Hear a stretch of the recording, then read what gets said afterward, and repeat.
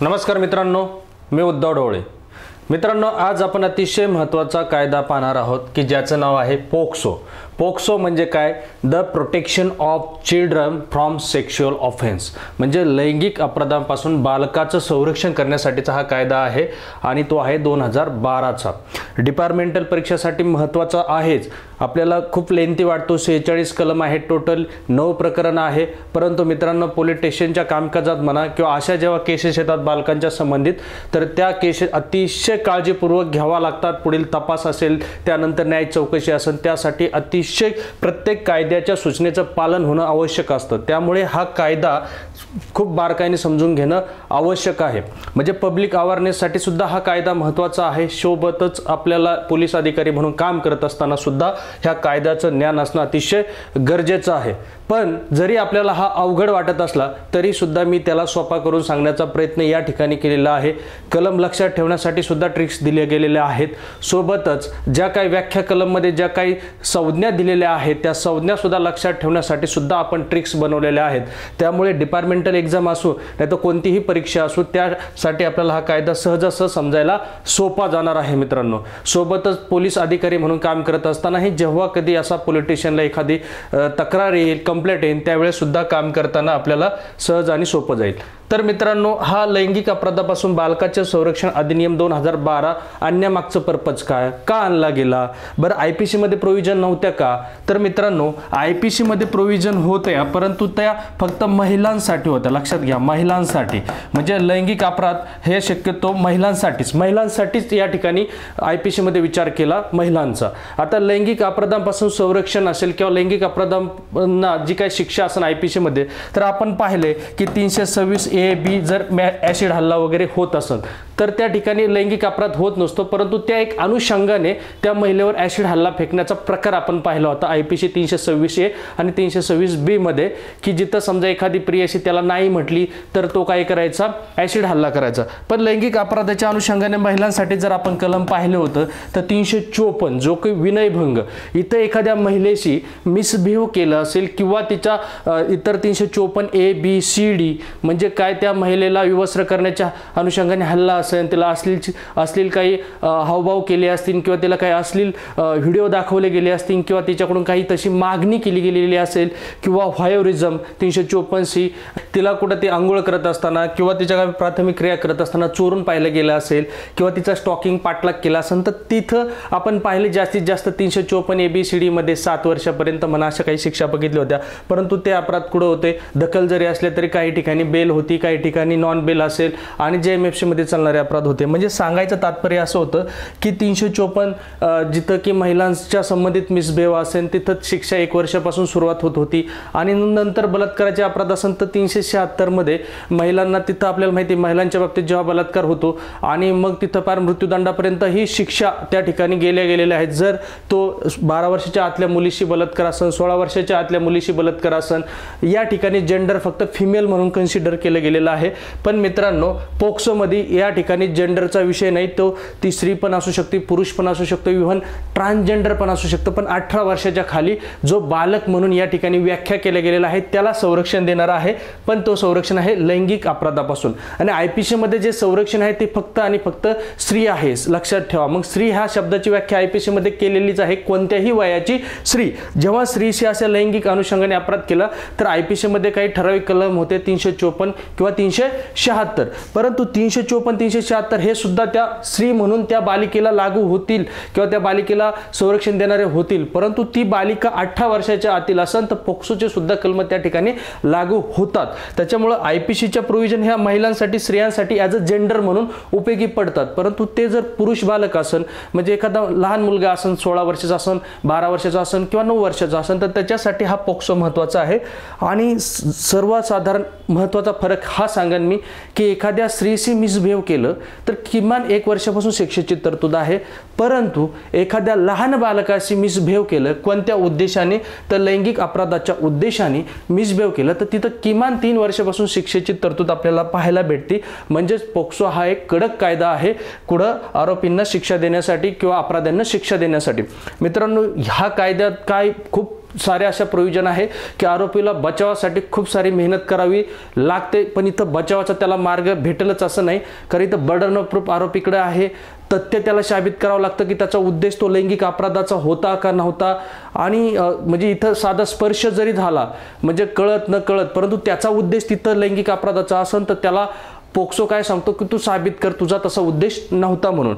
आता यावर सविस्तर आपण चर्चा करणारच आहोत, परंतु तुमच्या लक्षात आलं असेल की पोक्सो हा कायदा 18 वर्षाच्या आतील बालकांसाठी लैंगिक अपराधापासून संरक्षण देणारा कायदा आहे. आणि IPC मध्ये केवळ आणि केवळ स्त्री म्हणजे फिमेल जेंडरचा विचार केला गेलेला आहे. आणि तिथं जर आपण पाहायला गेलो तर तिथं आपल्याला फिमेलच्या बाबतीत 326A, B किंवा 354 किंवा 376 मध्ये आपण ते अपराध पाहतो किंवा तिथं अपराधांना शिक्षा दिली जाते. याचा अर्थ असा नाही की पोक्सो कायदा लागू केला म्हणजे IPC लागू होणार नाहीत. IPC सुद्धा लागू होतो जर ते बालक स्त्री असेल, फिमेल जेंडर असेल तर IPCचे सुद्धा कलम त्या ठिकाणी लागू होतात. इव्हन आपल्याला माहिती आहे 376AB 300 म्हणजे जे काय 12 वर्षाच्या खालील मुलगी असेल किंवा 376DA 16 वर्षाच्या खालील मुलीवर सामूहिक बलात्कार असेल तर तिथं सुद्धा मृत्यूदंडाची शिक्षा 376AB असेल 376DA मध्ये आपल्याला पाहायला भेटते. इतर जर 18 वर्षाच्या पुढील महिला असेल तर त्या ठिकाणी मात्र त्या महिलेचा मृत्यू झाला तरच मृत्यूदंडाची शिक्षा आपण त्या ठिकाणी पाहिलेली आहे. आणि मग मात्र कडक शिक्षा आहे 20 वर्ष ते आजन्म वगैरे.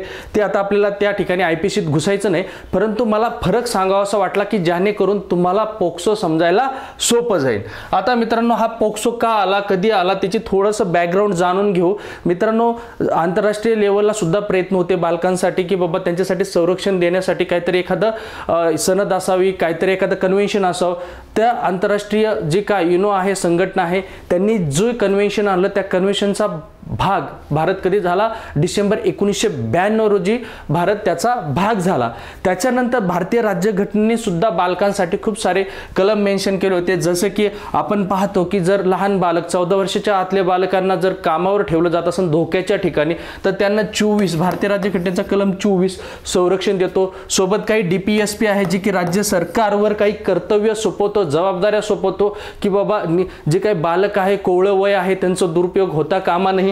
असे काही DPSPच्या कलमांचा आधार घेऊन सुद्धा सरकार काय करू शकतं, बालकांच्या संरक्षणासाठी कायदे करू शकतो. सोबत आपल्याला माहिती आहे भारतीय राज्यघटनेचा कलम 15(3) नुसार सुद्धा बालकांच्या संरक्षणासाठी राज्य सरकार कायदे बनवू शकतं. म्हणजे राज्य सरकारला कायदे बनवण्यासाठी घटनेने पूर्णपणे अधिकार दिलेले आहेतच. सोबतच मित्रांनो त्यांचा पोषण आहार वगैरे असेल तर खूप साऱ्या, आता ह्या गोष्टीत आपल्याला घुसायचं नाही, फक्त बालक ह्या फॅक्टरला आपण जेव्हा फोकस करतो त्यावेळेस आपल्याला भारतीय राज्यघटनेतले सुद्धा कलम माहिती असणं आवश्यक आहे. आंतरराष्ट्रीय लेवलची सुद्धा चळवळ माहिती असणं गरजेचं आहे.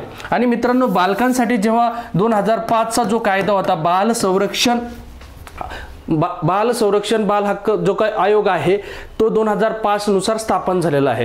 म्हणजे बाल संरक्षण बाल हक्क आयोग जो म्हणतो आपण बाल संरक्षण हक्क आयोग, तर तो 2005च्या अधिनियमानुसार स्थापन झालेला आहे. तो बालकांच्या हक्कांचं संरक्षण करत असतो. आता हा कायदा आला कधी मित्रांनो, मी तुम्हाला काही ट्रिक्स देईन ह्या तारखा लक्षात ठेवण्यासाठी. 19 जून 2012ला हा कायदा काय केला, राष्ट्रपतींनी साईन केला म्हणजे अनुमती दिली गेली. लक्षात घ्या अनुमती कधी दिली, 19 जून 2012ला राष्ट्रपतींनी अनुमती दिली. आता 19 जून तारीख लक्षात ठेवण्यासाठी मी काही तुम्हाला राजकीय उदाहरणं देईन.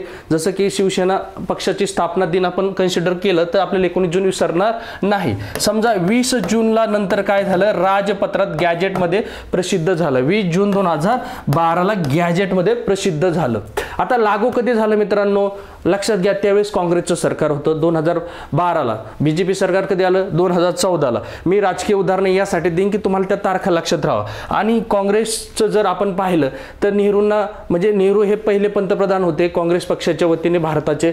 आणि मग नेहरूंचा वाढदिवस आपण माहिती बालदिन 14 नोव्हेंबर. बालदिन 14 नोव्हेंबर हा नेहरूंचा वाढदिवस सगळ्यांना माहिती, कारण नेहरूंना सुद्धा लहान मुलं खूप आवडायचे, गुलाबाची फुलं वगैरे आपण पाहतो इतिहास वगैरे वाचत असताना. तर 14 नोव्हेंबर 2012ला हे लागू झाला म्हणजे अंमलबजावणी झाली. लक्षात घ्या लागू झाला म्हणजे अंमलबजावणी झाली. अशा पद्धतीने तुम्ही तारखा लक्षात ठेवू शकता. नेहरूंचा वाढदिवस सगळ्यांनाच माहिती, जयंती सगळ्यांनाच माहिती, 14 नोव्हेंबरला बालदिन म्हणून सुद्धा म्हटलं जातं. तर 14 नोव्हेंबर 2012ला कायदा लागू झाला. 19 जून 2012ला अनुमती देण्यात आली. 20 जून 2012ला तो राजपत्रात प्रकाशित करण्यात आला.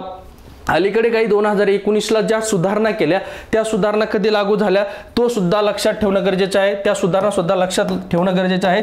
तर 16 ऑगस्ट 2019ला अलीकडच्या सुधारणा लागू झाल्या, लक्षात घ्या। 16 ऑगस्ट ही तारीख कशी लक्षात ठेवायची, 15 ऑगस्ट होती, सुट्टी होते असं समजा, आणि 16 ऑगस्टला लागू झाल्या 2019च्या सुधारणा, अशी एक ट्रिकच्या माध्यमातून तुम्ही 16 ऑगस्ट लक्षात ठेवू शकता। ह्या तारखा का गरजेच्या आहेत, आयोग त्याच्यावर विचारू शकतात प्रश्न, आणि त्या तारखाही माहिती असणं आवश्यक आहे। आता मित्रांनो, हा पोक्सो कायदा जेव्हा लागू झाला त्यानंतरच्याच घटनांना लागू असेल, लक्षात ठेवा। भारतीय राज्यघटनेचा कलम 20(1) सगळ्यांना माहिती आहे, तो काय करतो, फौजदारी कायदे की जेव्हा लागू होतो त्यानंतरच्याच घटनांना लागू होतो। म्हणजे 2012च्या आधीच्या ज्या घटना झाल्या होत्या, जसं की दिल्लीचं जे प्रकरण झालं होतं, आपल्याला ऐकायला आलं असेल, दिल्लीचं जे गँगरेप झाला होता, त्याच्यानंतर पूर्ण देश रस्त्यावर उतरला होता, त्याच्यानंतर जयेश वर्मा समिती नेमली गेली, मग खूप साऱ्या सुधारणा 2016ला आपण पाहिल्या गेल्या, 376 मध्ये असो, 354 मध्ये असो किंवा 326A(b), परंतु त्या बिचाऱ्या मुलीचं वय जरी अंडर 18 असलं तरी तिला तर पोक्सो कायद्याने संरक्षण दिलं गेलेलं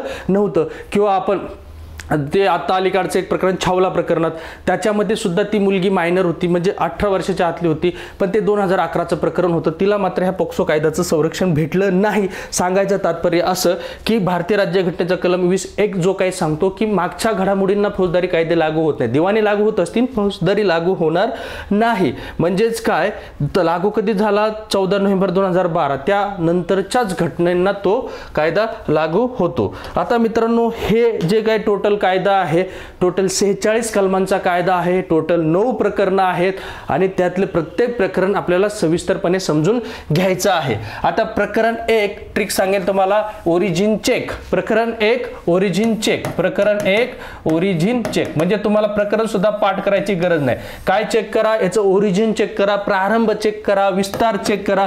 मित्रांनो, विस्तार आधी जम्मू काश्मीर सोडून होता, परंतु आता विस्तार त्याचा 31 ऑक्टोबर 2019 पासून जम्मू काश्मीर सहित संपूर्ण भारत आहे, लक्षात घ्या। जम्मू काश्मीर सह संपूर्ण भारत त्याचा विस्तार असणार आहे, म्हणजे आता संपूर्ण भारतात हा कायदा लागू असणार आहे। संक्षिप्त नाव काय, पोक्सो, आणि त्याचा लॉंग फॉर्म काय, the protection of children from sexual offence. Offence म्हणजे अपराध, म्हणजे लैंगिक अपराधापासून बालकाचं संरक्षण अधिनियम 2012 असं त्याचं मराठीत नाव आहे। आता मित्रांनो, त्याचा प्रारंभ कधी झाला मी तुम्हाला आधी सांगितलं सगळं, परत वारंवार ते सांगून व्हिडिओ मला लेंथी बनवायचा नाही। 14 नोव्हेंबर 2012 पासून तो लागू झाला, लक्षात घ्या। 14 नोव्हेंबर बालदिन, लक्षात ठेवा, बालकांसाठीचा कायदा आहे। बालदिन हा नेहरूंची जयंती आहे, त्याच्यामुळे लक्षात ठेवायला काय अवघड नाही, अगदी सोपं आहे। चला, आता आपल्याला प्रकरण 1 मध्ये 2 कलम आहेत, 1 आणि 2, त्यातलं 1 आपण पाहिलं, आता आपल्याला 2 पाहायचे, व्याख्या। आता मित्रांनो, व्याख्या पाहत असताना त्याच्यामध्ये सुद्धा 2 पार्टिशन केले जातात, 2(1) आणि 2(2). आता 2(1) मध्ये काही ज्या टर्म्स आहेत ते आपल्याला समजून घ्यायच्यात, आणि 2(2) काय सांगतंय मित्रांनो, 2(2) सांगतंय की बाबा 2(1) मध्ये ज्या शब्दांचा किंवा ह्या पोक्सो मध्ये काही शब्दांचा अर्थ सांगायचा राहून गेला असेल तर तो तुम्ही अर्थ IPC नुसार घ्या, CRPC नुसार घ्या, IT ऍक्ट नुसार घ्या, IT ऍक्ट 2000, लक्षात घ्या, IT ऍक्ट 2000 नुसार घ्या, किंवा ज्युएनल जस्टिस ऍक्ट 2015 नुसार अर्थ घ्या, असा हा 2(2) सांगतो। तो नंतर पुन्हा मी चर्चा करेलच, परंतु 2(1) मध्ये काही जवळ आपल्याला काही संज्ञा दिलेल्या आहेत, त्या संज्ञांचा अर्थ आपल्याला या ठिकाणी समजून घ्यायचा आहे। मित्रांनो, व्याख्या कलम 2(1) मध्ये आपल्याला टोटल 13 संज्ञा पाहिजेत, 13 शब्दांचे अर्थ आपल्याला या ठिकाणी समजून घ्यायचेत। का बरं, नेहमीप्रमाणे प्रत्येक कायद्यात एव्हिडन्स ऍक्ट सोडला तर प्रत्येक कायद्यात कलम 2 हा व्याख्या देत असतो, काही शब्दांच्या अर्थ समजून सांगत असतो। एव्हिडन्स ऍक्ट मध्ये मात्र आपल्याला माहिती आहे कलम 3 मध्ये व्याख्या नमूद केलेल्या आहेत, त्या म्हणजे 10, ते एव्हिडन्स ऍक्ट मध्ये तुम्ही पाहून घेतलेच असत। परंतु जर कोणताही विशेष कायदा घ्या, मोठा कायदा घ्या, त्या ठिकाणी कलम 2 मध्ये व्याख्या नमूद असतात। तसं ह्या 2(1) मध्ये काय सांगितलेलं आहे, 2(1) मध्ये काही 13 शब्दांच्या व्याख्या दिलेल्या आहेत, 13 शब्दांच्या, लक्षात घ्या। आणि त्या व्याख्या देत असताना ABCDA असं या पद्धतीने दिलेले आहेत, ABCD अल्फाबेट त्या ठिकाणी वापरले गेलेले आहेत। मित्रांनो, आता आपल्याला व्याख्या 1 बाय 1 समजून घ्यायच्या आहेत, ज्या की 13 व्याख्या दिलेल्या आहेत 2(1) मध्ये। पण एक सांगेन मी मित्रांनो, लैंगिक संबंधित जे काही हमले आहेत ते आपल्याला 5 प्रकारचे प्रकरण 2 मध्ये पाहायला भेटतात, म्हणजे की लिंग प्रवेश अंतर्भूत असलेला गंभीर स्वरूपाचा लैंगिक हमला असेल, जे की 21 परिस्थितीत लोकसेवक पोलीस यांच्याकडून होत असतो, किंवा जर ते 21 परिस्थितीतील नसेल अन्य काही व्यक्तीकडून होत असेल तर त्याला सुद्धा लिंग प्रवेश अंतर्भूत असलेला लैंगिक हमला, असे 2 प्रकार। समजा तिथं फक्त लिंग प्रवेश अंतर्भूत असलेला उद्देश नसतो, त्याचा फक्त स्पर्शाचा उद्देश असतो, तर त्याला लैंगिक हमला म्हणतात. आणि जर तो लोकसेवकाकडून वगैरे घडून आला तर त्याला गंभीर स्वरूपाचं म्हटलं जातं. किंवा काही ठिकाणी फक्त उच्चाराद्वारे, बोलण्याद्वारे, वस्तू दाखवणे, लैंगिक अवयव दाखवणे, तर याला लैंगिक सतावणूक म्हणतात किंवा स्टॉकिंग करणं. असे 5 प्रकारचे प्रकरण 2 मध्ये आपल्याला काही अपराध पाहिजेत आणि त्याच अपराधांच्या व्याख्या आपल्याला 1 by 1 दिलेल्या आहेत. मी वारंवार तो उल्लेखित करेन कारण तुम्हाला समजायला सोपं जाईल. आता ए मध्ये काय सांगितलंय, गंभीर स्वरूपाचा लिंग प्रवेश अंतर्भूत असलेला लैंगिक हमला. आता ए फॉर काय लक्षात ठेवायचं माहिती की एपी लक्षात ठेवायचं, ए फॉर एपी. आता एपी काय घेतलं मी, आंध्र प्रदेशचा एपी नाही, तर ए फॉर एपी म्हणजे अग्रव्हेटेड पेनिट्रेटिव्ह. आता पेनिट्रेटिव्ह मराठीमध्ये तुम्ही अर्थ समजून घेतला. अग्रव्हेटिव्ह म्हणजे काय, गंभीर स्वरूपाचा, तीव्रता जास्त असते ॲग्रेव्हेटिव्ह. आणि पेनिट्रेटिव्ह म्हणजे काय, पेनिट्रेशन ह्या शब्दाचा अर्थ जर तुम्ही इंग्लिशच्या डिक्शनरीत किंवा मराठीमध्ये शोधायला गेला तर प्रवेश करणे म्हणजेच काय करणे. ॲग्रेव्हेटिव्ह पेनिट्रेटिव्ह म्हणजेच काय, लिंग प्रवेश अंतर्भूत असणारा गंभीर स्वरूपाचा सेक्शुअल असॉल्ट असतो. असॉल्ट म्हणजे काय, हमला. आता मित्रांनो, हमला ह्या शब्दाची व्याख्या तुम्हाला IPC मध्ये समजली असेल. कलम 351 मध्ये हमला म्हणजे काय असतो मित्रांनो, तर जेव्हा एखाद्या समोरच्या व्यक्तीच्या मनामध्ये धास्ती निर्माण झालेली असते आणि की हा काही क्षणात माझ्यावर फौजदारी पात्र बल प्रयोग करणार आहे आणि हे फौजदारी पात्र बल प्रयोग करणाऱ्या व्यक्तीला तसा तो उद्देश असतो किंवा तशी त्याला जाणीव असते की समोरच्या व्यक्तीच्या मनात अशी धास्ती निर्माण झालेली आहे की त्याला भीती वाटते किंवा त्याला असे निर्माण झालेली असते की माझ्यावर काही क्षणात फौजदारी पात्र बल प्रयोग होणार आहे, तर त्याला हमला असे म्हणतो आपण. IPCच्या कलम 351 मध्ये हमल्याची व्याख्या पाहिलेली आहे. तसं पण हा पोट कलम 2 जे व्याख्या कलम 2 मधील 2.2 काय सांगतो की ज्या शब्दांची व्याख्या तुम्हाला या ठिकाणी भेटत नाही तर तुम्ही 2.2 नुसार IPC, CRPC, IT act, even तुम्ही ज्युएनाइल जस्टिस ॲक्ट नुसार सुद्धा त्याचा अर्थ घ्यायचा.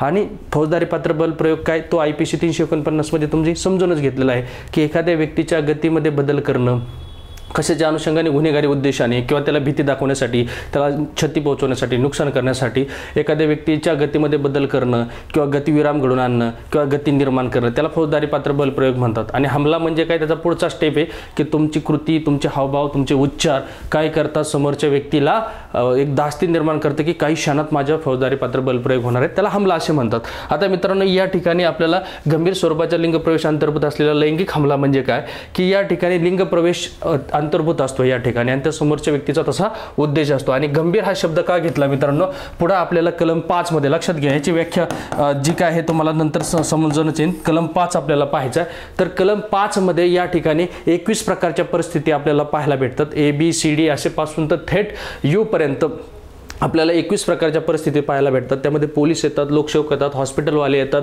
हॉस्टेलवाले येतात किंवा झेलर, कारागृहवाले, जे महत्त्वाची विश्वासाचे पदावरील व्यक्ती असतील, नातेवाईक असतील, शिक्षक असतील, ह्या लोकांकडून जेव्हा असा असॉल्ट होतो तेव्हा त्या गुन्ह्याला गंभीर स्वरूपाचा म्हटलं गेलेलं आहे. लक्षात घ्या, इथं दुखापत पण होत असते, इथं ती मुलगी गरोदर पण असू शकते. तर अशामुळे त्याची व्याख्या आपल्याला सविस्तरपणे कलम 5 मध्ये समजणार आहे, जे की प्रकरण 2 मध्ये आपल्याला पाहायचं आहे. चला, ए म्हणजे AP लक्षात ठेवा. AP म्हणजे काय, पेनिट्रेटिव्ह. मी व्याख्या समजून का सांगतोय डीपली, कारण तुम्हाला पुढच्या गोष्टी लगेच क्लिअर होणार आहे.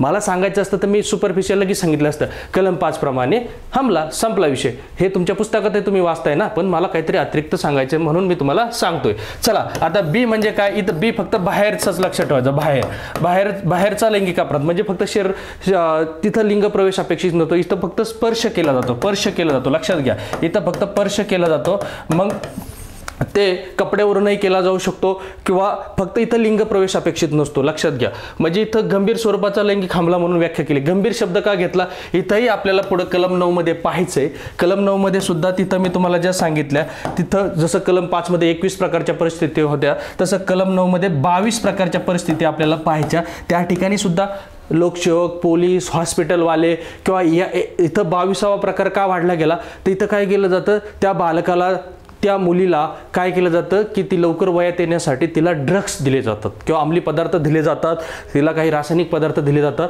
तर ती परिस्थिती सुद्धा एक प्रकारची गंभीर स्वरूपाचा लैंगिक हमला म्हणून कन्सिडर केली जाते आणि त्याच्या शिक्षा कलम वगैरे कलम 10 आहे. परंतु जर व्याख्या समजून घ्यायची असेल तर आपल्याला कलम 9 व्यवस्थित अभ्यासायचा, तेव्हा आपल्याला लक्षात येईल गंभीर स्वरूपाचा लैंगिक हमला, ॲग्रेव्हेटेड सेक्शुअल असॉल्ट. आता या ठिकाणी काय केलं जात नाही, इथं लिंग प्रवेश अपेक्षित नसतं, म्हणजे आरोपी किंवा तो गुन्हेगार असतो त्याचा स्वतःचा तो लिंग प्रवेशाचा उद्देश त्या ठिकाणी घेऊन जात नाही किंवा त्याचा तो नसतो. त्याचा उद्देश फक्त काय असतो, लैंगिक उद्देशाने तो कृती करत असतो, परंतु तो स्पर्श करत असतो. फक्त काय करत असतो, स्पर्श करत असतो. आणि म्हणून ते लक्षात ठेवायचं. बी फॉर बाहेर, असं सरी बाहेरचा स्पर्श म्हणा किंवा काय, ट्रिक्स पुरतं मर्यादित ठेवा. आपले ट्रिक्स हे फक्त आणि फक्त कायदा लक्षात ठेवण्यासाठी आहे, त्याचा वेगळा काही अर्थ घेऊ नका. चला आता पुढे सी फॉर लक्षात कसं ठेवायचं, सी फॉर सेंट्रल फोर्सेस. आता मित्रांनो इथं सेंट्रल फोर्सेस येतात का, इथं राज्याचं पण पोलीस दल येईल लक्षात ठेवा. पण मॅक्झिमम जेव्हा तुम्ही अनुसूची वाचाल, ह्या कायद्याची जेव्हा अनुसूची वाचाल ना, तेव्हा त्या अनुसूचीमध्ये 18 प्रकारचे दल तुम्हाला पाहायला भेटतात. किती,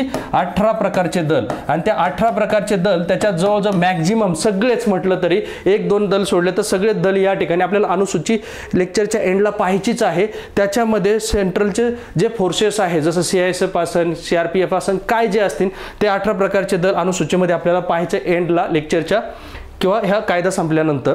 तर यामध्ये राज्याचंही पोलीस दल येईल की जे राज्याच्या कायद्यान्वये स्थापित केलं गेलेलं असेल, जसं की फोर्स 1 असेल, C60 कमांडो असेल किंवा आपले SRPF असो, जे की सुरक्षेसाठी तैनात केलेलं गेलेलं असेल राज्याचं ते पोलीस दल पण येईल. आणि सेंट्रल केंद्राचे सर्व जे सुरक्षा दल आहेत त्यांना आपण सशस्त्र दल म्हणतो, सुरक्षा दल म्हणतो, जे की अनुसूचीमध्ये उल्लेखित केले गेलेले आहे ते सर्व सुरक्षा दल. आता मित्रांनो कलम 5 आणि कलम 9 मध्ये जेव्हा आपण गंभीर स्वरूपाचा लिंग प्रवेश अंतर्भूत असलेला लैंगिक हमला पाहणार आहोत कलम 5 मध्ये, तिथं जेव्हा ह्या लोकांकडून असा अपराध घडतो ना, तेव्हा त्याला गंभीर स्वरूपाचा लिंग प्रविष्ट किंवा लिंग प्रवेश अंतर्भूत असलेला लैंगिक हमला म्हणतात. आणि जेव्हा कलम 9 मध्ये ह्या लोकांकडून जसा असा स्पर्श घडून येतो, स्पर्श म्हणजे लिंग प्रवेश होत नाही, तेव्हा त्याला काय म्हटलं जातं की गंभीर स्वरूपाचा लैंगिक हमला म्हटलं जातं. ते कलम 9 मध्ये. म्हणजे तुमच्या आता लक्षात आलं असेल की जेव्हा ह्या लोकांकडून असे अपराध घडून येतात तेव्हा त्याला गंभीर स्वरूपाचं म्हटलं जातं. ते कायदा त्याची जास्त दखल घेतो. म्हणून त्याची व्याख्या या ठिकाणी सी मध्ये करण्यात आलेली आहे. C for central forces. एवढं जरी लक्षात ठेवलं तरी तुम्हाला सी, पण त्याच्यामध्ये राज्याचंही पोलीस दल येतं हे लक्षात ठेवा. केवळ सेंट्रलच नाही, ट्रिक्स पुरतं आपण बनवलेलं आहे.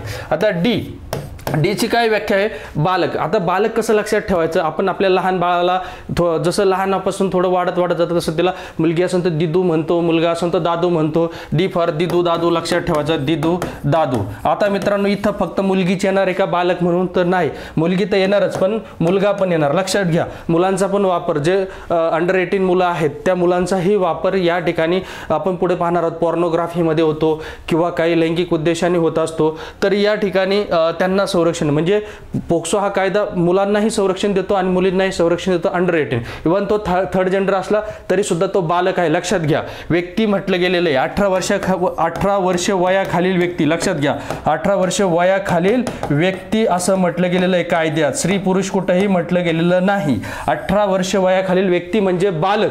आणि व्यक्ती ह्या शब्दाची व्याख्या तुम्हाला इथं जरी नसली दिली तर ह्याच व्याख्या कलम 2 नुसार तुम्ही IPC नुसार अर्थ घ्या. आणि IPC मध्ये कलम 11 व्यक्तीची व्याख्या देतो, लक्षात घ्या.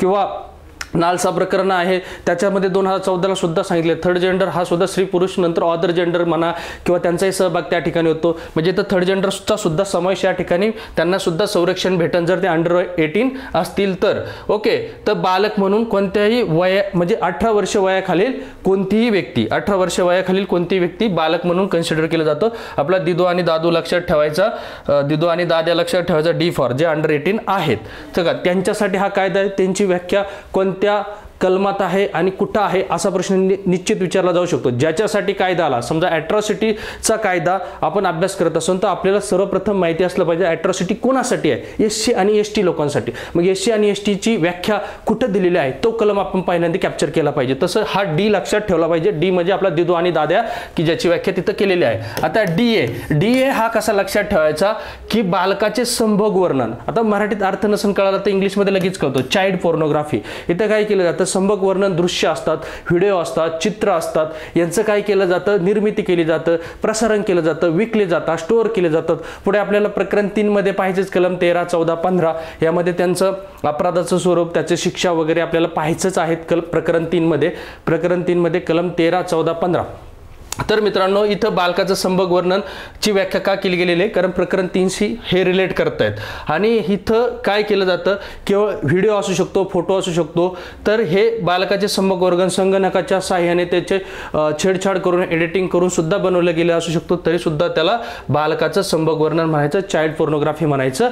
की जे अंडर 18 मुलगाही असू शकतो, मुलगीही असू शकते. मग आता याचं लक्षात कसं ठेवायचं, हे कशासाठी बनवतात ह्या व्हिडिओ, हे चित्र, हे फोटो, तर दाखवण्यासाठी दाखवण्यासाठी बनवतात, दाखवण्यासाठी, आणि यातून त्यांना पैसा मिळवायचा असतो, दाखवण्यासाठी बनवतात. डी फॉर दाखवणे, असा सुद्धा तुम्ही ट्रिक्स लक्षात ठेवू शकता. डी फॉर दाखवणे, पण हा अपराध आहे, लक्षात ठेवा. आपल्याला पुढे 13 ते 15 कलममध्ये सविस्तर समजून घ्यायचं आहे. चाइल्ड हे जे व्याख्या समजून घेत असताना आपल्याला तिथंच क्लिक झालं की हा येणार कुठं आहे, याचा संबंध कुठं आहे, हे अपराध कशा स्वरूपाचा आहे, याला शिक्षा कुठं कुठे येतात. तर आधी सुरुवातीला पिक्चर क्लिअर झाला, ट्रेलर तुम्हाला माहित असला की तुम्हाला बरोबर पिक्चरचा एंड सुद्धा समजायला सोपं जातं. आता कौटुंबिक नातेसंबंध, डोमेस्टिक रिलेशनशिप, तुम्ही एक साधा थिंक करा, का बाबा ह्या शब्दाची व्याख्या या ठिकाणी घेतली गेली. कारण डोमेस्टिक रिलेशनशिपमध्ये घरगुती नातेसंबंधात सुद्धा कोणीतरी नातेवाईक नीतिभ्रष्ट असतो की जो त्याच्या घरातल्या लहान बालकाशीही मिसबिहेव करतो. त्या अपेक्षाने bad touch, good touch, already शाळेमध्ये लहान मुलांना हे शिकवलं जातं की बॅड टच कशाला म्हणायचं, गुड टच कशाला म्हणायचं. जर त्याचा तो बॅड टच असेल तर त्यांनी समजायचं लैंगिक अपराध केला, लैंगिक हमला केला. आता मित्रांनो, कौटुंबिक नातेसंबंध याची व्याख्या कशी घ्यायची त्यांनी सांगितलंय. कुटुंब हिंसाचार कायदा, कुटुंब हिंसाचार कायदा, महिला संरक्षण, म्हणजे कुटुंब हिंसाचारास प्रतिबंध, कुटुंब हिंसाचार प्रतिबंध कायदा 2005 नुसार त्याच्या सुद्धा व्याख्या कलम 2 मध्ये त्याच्या एप नुसार अर्थ घ्यावा. एप नुसार हा सुद्धा प्रश्न आयोग विचारेल. एप म्हणजे फॅमिलियर रिलेशन, एप म्हणजे फॅमिलियर रिलेशन. आता जेव्हा कौटुंबिक हिंसाचारापासून महिलांचं संरक्षण कायदा जो आहे 2005चा, त्यामध्ये एप काय सांगतोय की कौटुंबिक संबंध म्हणजेच काय की दोन व्यक्तींमधील संबंध की जे संबंध विवाहातून निर्माण झालेले असतात, शारीरिक संबंधातून निर्माण झालेले असतात, आणि ते नंतर त्यांच्यासोबत त्या संयुक्त कुटुंबात जे कोणी इतर नातेवाईक राहत असतात त्या सर्व नातेवाईकांसहित त्या कुटुंबाला किंवा त्या संबंधाला कौटुंबिक नातेसंबंध म्हणायचं. परत एकदा सांगेन, कारण तुमच्या पुस्तकात तुमच्या बेर ॲक्टमध्ये फक्त एवढंच दिलं असेल, कुटुंब हिंसाचार प्रतिबंधक कायदा 2005 मधील 2F नुसार अर्थ घ्यावा. पण 2F काय सांगतोय की दोन व्यक्तींमधील संबंध जे विवाहाच्या माध्यमातून निर्माण झालेले असतात, शारीरिक संबंधाच्या माध्यमातून निर्माण झालेले असतात म्हणजे रिलेशनशिप, आणि त्यानंतर त्या एकत्र संयुक्त कुटुंबात जे इतर काही नातेवाईक राहत असतील ते सर्व नातेवाईकांसमवेत जे कुटुंबातील जे रिलेशन असतील त्याला काय म्हणायचं, कौटुंबिक नातेसंबंध असं म्हणायचं. चला ही लक्षात ठेवा. ओके, आता एफ तुम्ही एफ वरूनच लक्षात ठेवू शकता. लिंग प्रवेश अंतर्भूत असलेला लैंगिक हमला, लिंग प्रवेश अंतर्भूत असलेला लैंगिक हमला. या ठिकाणी काय केलं जातं, पेनिट्रेटिव्ह सेक्शुअल असॉल्ट केलं जातं. फक्त हा हमला कोणाकडून होत असतो आपल्याला कलम 3 मध्ये आपल्याला पाहायचंच आहे, सविस्तर कलम 3 मध्ये पाहायचंय. तर हा हमलामध्ये ते 21 प्रकारचे परिस्थिती नसतात. 21 प्रकारचे म्हणजे कोण, आपले लोकसेवक, पोलीस, लष्कर वगैरे हे नसतात. ते 21 प्रकारच्या परिस्थिती मी तुम्हाला कलम 5 मध्ये समजून सांगेन.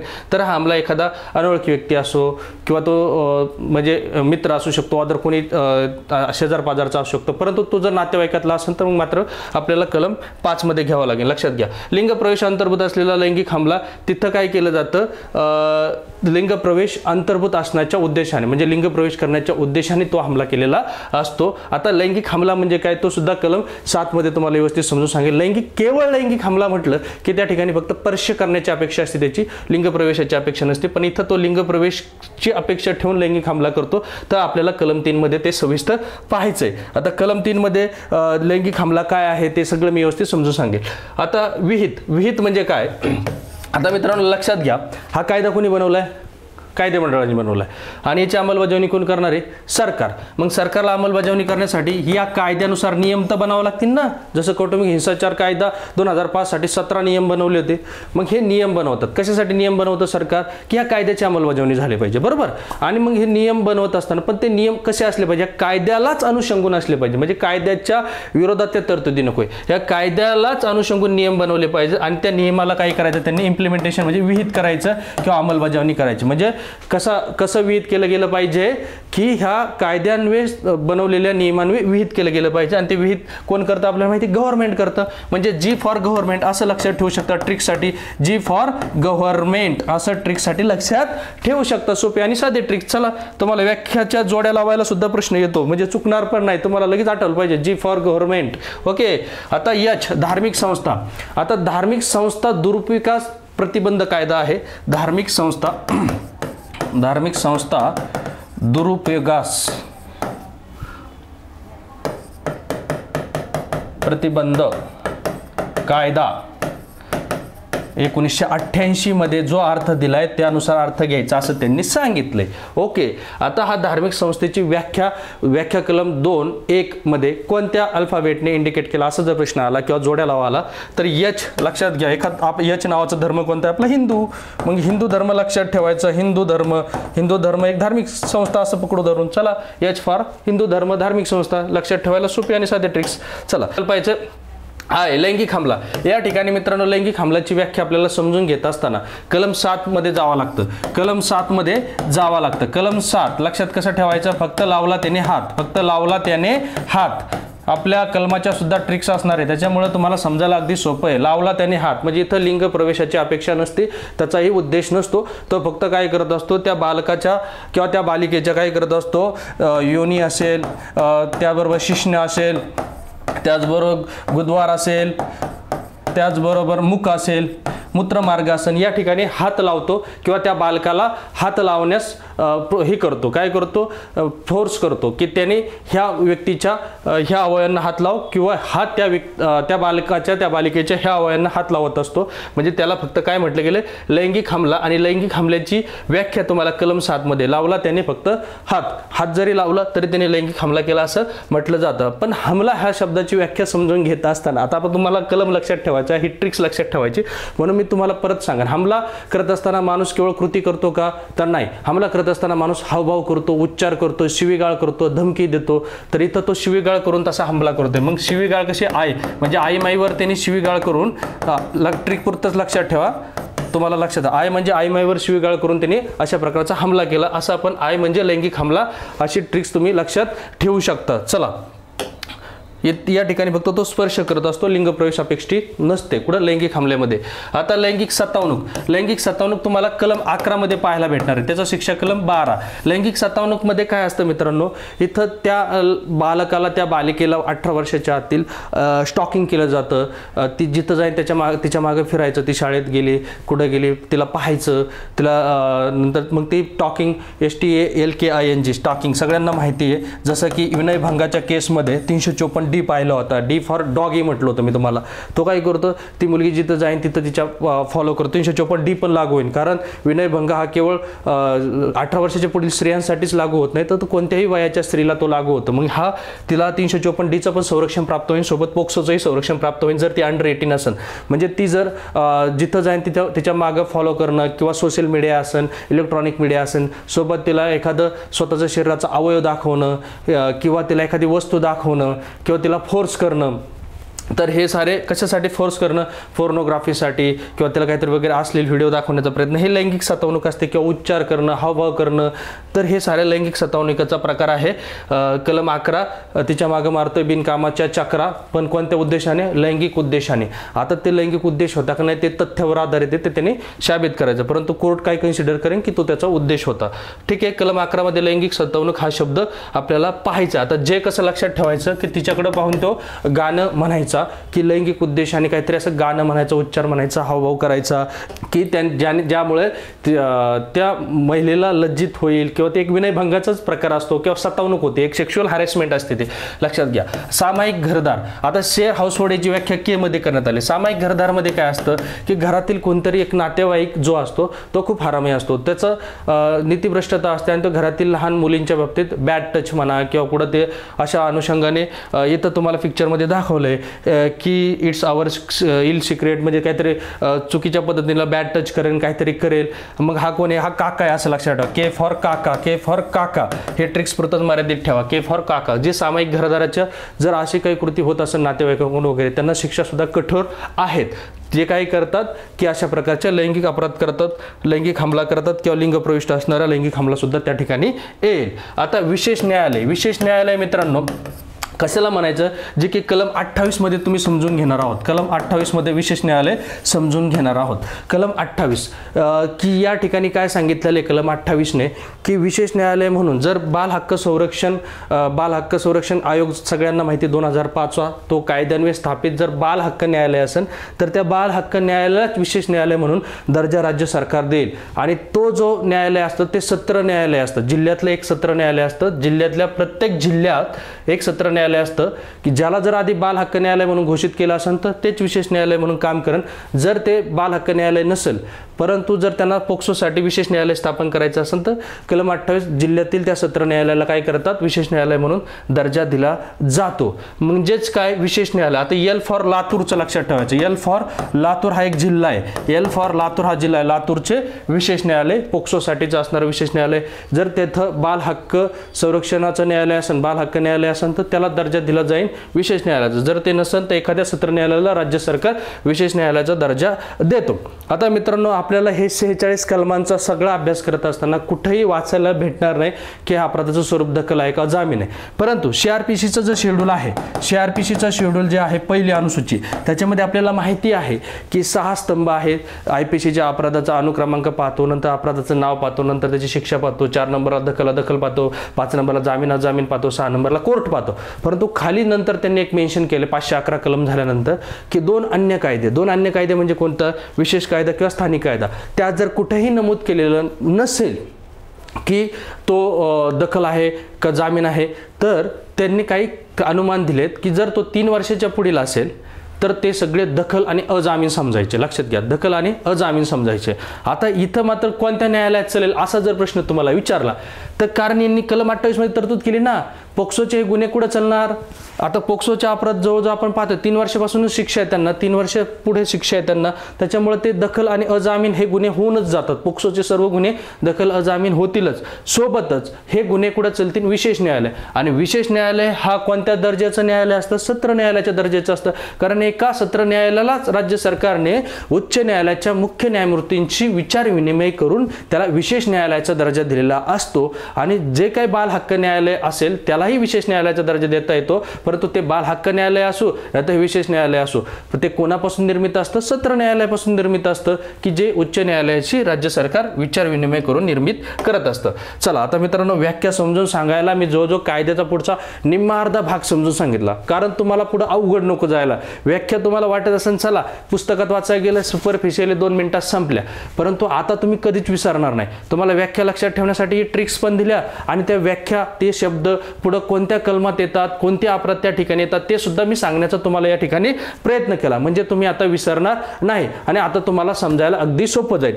आता मी तुम्हाला या ठिकाणी हे पण विचारणार आहे की बाबा तुम्हाला हा जो अपराध पाहिला किंवा ह्या अपराधाचा जो कलम आहे समजा कलम 3, तर हा कलम 3 ची व्याख्या कुठे पाहिली होती आपण, तर लगेच आपण रिटर्न यायचं. म्हणजे आपली ते पाठ होणार आहे आणि आपली रिव्हिजन प्रॉपर होणार आहे. आता प्रकरण 2 मित्रांनो या ठिकाणी लैंगिक अपराध आहेत, 3 ते 12 याचा विस्तार आहे. आणि ह्या लैंगिक अपराधात आपण 5 प्रकारे वर्गीकरण करू शकतो. ABCD च्या प्रकारे 5 प्रकारे वर्गीकरण करू शकतो. लक्षात घ्या. आता इथं A मध्ये आपल्याला पाहायचंय की या ठिकाणी लिंग प्रवेश समाविष्ट असणारा, म्हणजे या ठिकाणी लिंग प्रवेश असतो. लक्षात घ्या, लिंग प्रवेश समाविष्ट असणारा लैंगिक हमला असतो. लैंगिक हमला असतो, लिंग प्रवेश समाविष्ट असणारा लैंगिक हमला असतो. आणि यामध्ये किती कलम येणार आहेत, तर यामध्ये व्याख्या त्या अपराधाची व्याख्या 3 मध्ये असणार आहे आणि शिक्षा 4 मध्ये असणार आहे. लक्षात ठेवा. नंतर B मध्ये कोणता अपराध असणार आहे, तोच लिंग प्रवेश समाविष्ट अंतर्भूत असणारा लैंगिक हमला असतो, पण इथं गंभीर स्वरूपाचा असतो.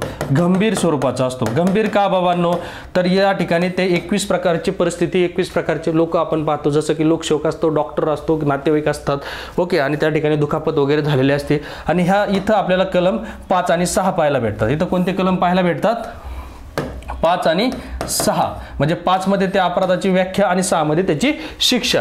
नंतर C मध्ये आपल्याला फक्त लैंगिक हमला पाहायला भेटतो. C मध्ये आपल्याला लैंगिक हमला. या ठिकाणी काय केलं जातं मित्रांनो, या ठिकाणी लिंग प्रवेशाची अपेक्षा नसते कोणाकडून, गुन्हेगाराकडून, आरोपीकडून. तर या ठिकाणी तो फक्त स्पर्श, हाताने स्पर्श करत असो किंवा त्या समोरच्या लहान बाळाला स्वतःच्या अवयवांशी स्पर्श करायला लावत असेल तर तो लैंगिक हमला असतो. याचा जर विस्तार तुम्ही पाहायला गेले तर ह्याच प्रकरणात 7 आणि 9 म्हणजे 7 मध्ये अपराध 7 आणि 8, 7 मध्ये अपराध असेल, 8 मध्ये शिक्षा असेल.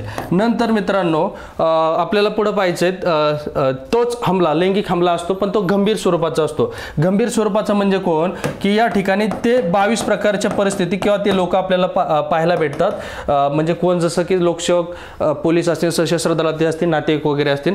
तर इथं मात्र शिक्षा 9 आणि 10, 9 मध्ये अपराध आणि 10 मध्ये शिक्षा आपल्याला पाहायला भेटेल. नंतर 5 प्रकारे वर्गीकरण केलेलं आहे म्हणून शेवटचा, तर त्याला लैंगिक सतावणूक म्हणतो आपण. लैंगिक सतावणूक म्हणजे सेक्शुअल हॅरेसमेंट असते. जसं की तिला एखादा अवयव दाखवणे, वस्तू दाखवणं, तिचा फॉलो पाठलाग करणं, उच्चार करणं, गाणे म्हणणं. तर इथं त्या अपराधाचं व्याख्या 11 मध्ये आहे आणि शिक्षा त्याला 12 मध्ये आहे. अशा 5 प्रकारचे अपराध आपल्याला प्रकरण 2 मध्ये पाहायला भेटतात. लिंगप्रवेश समाविष्ट असणारे लैंगिक हमला, आणि तो जर त्या 21 प्रकारच्या लोकांकडून असेल तर त्याला गंभीर स्वरूपाचं म्हटलं गेलं, कारण ते लोक विश्वासातल्या पदावरील असतात. आणि तिसरा जो वर्गीकरण लैंगिक हमला, इथं फक्त स्पर्शाचा अपराध केला जातो, स्पर्श केलेला असतो. त्याचं 7 मध्ये त्याची व्याख्या असेल आणि शिक्षा त्याला 8 मध्ये असेल. तो जर त्या 22 प्रकारच्या घडलेला असेल, 22 परिस्थितीत घडलेला असेल. 22वी का वाढवून सांगतोय, कारण इथं 21 त्याच 21 परिस्थिती, ज्या कलम 5 मध्ये ज्या 21 परिस्थिती आपण पाहिल्या होत्या त्याच कलम 9 मध्ये त्या 21 आहेच, पण एक 22वी कोणती ॲड झालेली आहे की ती मुलगी लवकर वयात साठी तिला काय केलं जातं, काही ड्रग्स वगैरे दिले जातात, म्हणून तिथं 22 परिस्थिती असतात. तर ते सुद्धा गंभीर स्वरूपाचा लैंगिक हमला म्हटलं जातं. व्याख्या 9 मध्ये, म्हणजे ते अपराध, व्याख्या नाही म्हणायचं, ते अपराध 9 मध्ये सांगितलं गेलं आणि 10 मध्ये त्याला शिक्षा सांगितली गेलेली आहे. आणि नंतर जो 5वा प्रकार आहे लैंगिक सतावणूक, ज्याचा अपराध 11 मध्ये सांगितला आणि शिक्षा त्याला 12 मध्ये दिलेली आहे. चला आता आपण सविस्तर 1 बाय 1 कलम समजून घेणार आहोत. तुम्हाला फक्त मी सांगितलं हे प्रकरण 2 मध्ये आपल्याला काय काय पाहिजे. ओके मित्रांनो, आता आपल्याला कलम 3 मधील जो अपराध आहे तो समजून घ्यायचा आहे आणि मग त्या कलम 3ला शिक्षा कुठे आहे, कलम 4 मध्ये आहे. तर कलम 3 मध्ये काय आहे की लिंग प्रवेश अंतर्भूत असलेला लैंगिक हमला म्हणजे पेनिट्रेटिव्ह सेक्शुअल असॉल्ट असतो. पण या ठिकाणी पेनिट्रेटिव्ह सेक्शुअल म्हणजे लिंग प्रवेश अपेक्षित असणारा, हे लक्षात ठेवा, लिंग प्रवेश अपेक्षित असणारा लैंगिक हमला असतो. आता हा लैंगिक हमला कसा असतो, तो काय फक्त मुलीच्याच बाबतीत असतो का, मुलाच्याही बाबतीत असतो. इथं काय कोणत्या उद्देशाने तो लैंगिक हमला करतो, लिंग प्रवेश करण्यासाठी तो लैंगिक हमला करतो, लिंग प्रवेश करण्यासाठी. मग तो काय करतो, संबंधित बालक जे 18 वर्षाचे असतील, मुलगा असो मुलगी असो, मग त्यांचे अवयव असतील, समजा मुख असेल, मूत्रमार्ग असेल, योनी असेल, तर हे जे अवयव आहेत ह्या अवयवामध्ये स्वतःचे जे काय आहे म्हणजे स्वतःचा काय करेल तो या ठिकाणी प्रवेश करण्याचा म्हणजे लैंगिक प्रवेश करण्याच्या अनुषंगाने तो कृती करेल किंवा एखादी वस्तू त्या ठिकाणी प्रवेश करवील. मग त्या लहान मुलाच्या मुख, मूत्रमार्ग, योनी किंवा ज्या इंद्रिया आहेत त्या लहान मुलाच्या इंद्रियामध्ये स्वतःचा जे काही जनन इंद्रिय आहे त्याचा प्रवेश घडवून आणेल किंवा एखाद्या वस्तूचा प्रवेश घडवून आणेल किंवा स्वतःचं मुख लावेल तर त्याने या प्रकारचा अपराध केला असं म्हणता येईल. किंवा ह्या उद्देशाने म्हणजे कोणत्या उद्देशाने, लिंग प्रवेश करण्याच्या उद्देशाने स्पर्श करेल त्या बालकाला स्पर्श करेल किंवा त्या बालकाच्या मुख, मूत्रमार्ग, योनी मार्ग, शिश्न या ठिकाणी गुदवार हे जे अवयव आहे, मुख, मूत्रमार्ग, योनी, शिश्न, गुदवार या अवयवांच्या जे माध्यमातून तो काही करेल, लिंग प्रवेश घडवून आणेल किंवा लिंग प्रवेश घडवून आणण्यासाठी स्पर्श करेल किंवा मुख लावेल, तर त्याने काय केलं, लिंग प्रवेश अंतर्भूत असलेला लैंगिक हमला म्हणजे पेनिट्रेटिव्ह सेक्शुअल असॉल्ट केला असं म्हणता येईल. आणि याला काय शिक्षा आहे कलम 3ला, तर कलम 3ला शिक्षा आहे कलम 4 मध्ये. मित्रांनो, आता कलम 4 मध्ये शिक्षा साधारणपणे 10 वर्ष ते आजन्म कारावास प्लस द्रव्यदंड. लक्षात घ्या, प्लस द्रव्यदंड. पण ते बालक 16 वर्षाखालील असेल, लक्षात घ्या, ते बालक जर 16 वर्षाखालील असेल तर शिक्षा 20 वर्ष ते आजन्म कारावास प्लस द्रव्यदंड. आता आजन्म म्हणजे मित्रांनो इथं काय ते 14 वर्षाचं आणि 20 वर्षाचं नाही, तर हा आजन्म म्हणजे उर्वरित सगळं नैसर्गिक तुमचं जे आयुष्य आहे, उर्वरित सर्व आयुष्य तुम्ही कारागृहात असाल, म्हणजे 10 वर्ष ते आजन्म कारावास म्हणजे उर्वरित त्या आरोपीचं, त्या गुन्हेगाराचं सर्व आयुष्य कारागृहातच असेल. आणि 20 वर्ष ते आजन्म कारावास कुठं असेल, जर ते बालक 16 वर्षाच्या खालील असेल आणि त्याच्यासोबत जर लिंग प्रवेश अंतर्भूत असणारा लैंगिक हमला झालेला असेल तर कलम 4 प्रमाणे त्याला शिक्षा असेल. आता हा जो द्रव्यदंड आपल्याला पाहायला भेटतो, तर हा द्रव्यदंड त्या बालकाच्या उपचारासाठी पुरेसा असावा, पुनर्वसनासाठी पुरेसा असावा, अशा अनुषंगाने द्रव्यदंड. आता IPC कलम 63 मध्ये तुम्हाला माहिती आहे द्रव्यदंड ठोठावला जातो, अमर्याद असू शकतो, फक्त तो बेसुमार नसावा. आणि हा द्रव्यदंड ठोठवत असताना त्याच्या उपचारासाठी, जसं की तुम्हाला 357 ABC मध्ये तुम्ही पाहिलेच असेल, तर त्याच्या उपचारासाठी तो पुरेसा असावा, अशा पद्धतीने तो द्रव्यदंड असावा, असा द्रव्यदंड ठोकला जातो. चला आता आपल्याला पुढे पाहिजे कलम 5. कलम 5 या ठिकाणी काय असतं मित्रांनो, तोच जे मी तुम्हाला कलम 3 मध्ये व्याख्या केलेला अपराध सांगितला तोच अपराध असतो, परंतु तो 21 परिस्थितीमध्ये असतो, ज्या 21 परिस्थिती मी तुम्हाला सांगायच्या. म्हणजे जो आपण सुरुवातीला जो कलम 3 मध्ये अपराध पाहिला तो काय पाहिला तर लिंग प्रवेश अंतर्भूत असलेला लैंगिक हमला. फक्त गंभीर स्वरूपाचा हा नवीन शब्द या ठिकाणी ऍड झालेला आहे. गंभीर स्वरूपाचा का म्हटलं गेलं, कारण त्या परिस्थितीत अशा गंभीर स्वरूपाच्या म्हणजे ते विश्वासू असतात, हे लोक विश्वासू असतात आणि ह्या लोकांकडून जेव्हा कृती घडते ना तेव्हा त्याला गंभीर स्वरूपाचा लैंगिक हमला जर तो लिंग प्रवेश अंतर्भूत असलेला असेल तर, आणि लिंग प्रवेश अंतर्भूत नसेल फक्त त्यांचा स्पर्शापुरताच पर्पज होता, लैंगिक हमला म्हणजे फक्त स्पर्श, तर ते कलम 9 मध्ये जाईल. आता हा जो कलम 5 एकदा समजला की कलम 9 समजायला सोपं जातं. जसं कलम 3 समजायला समजला तर तुम्हाला कलम 7 समजायला सोपं जाईल.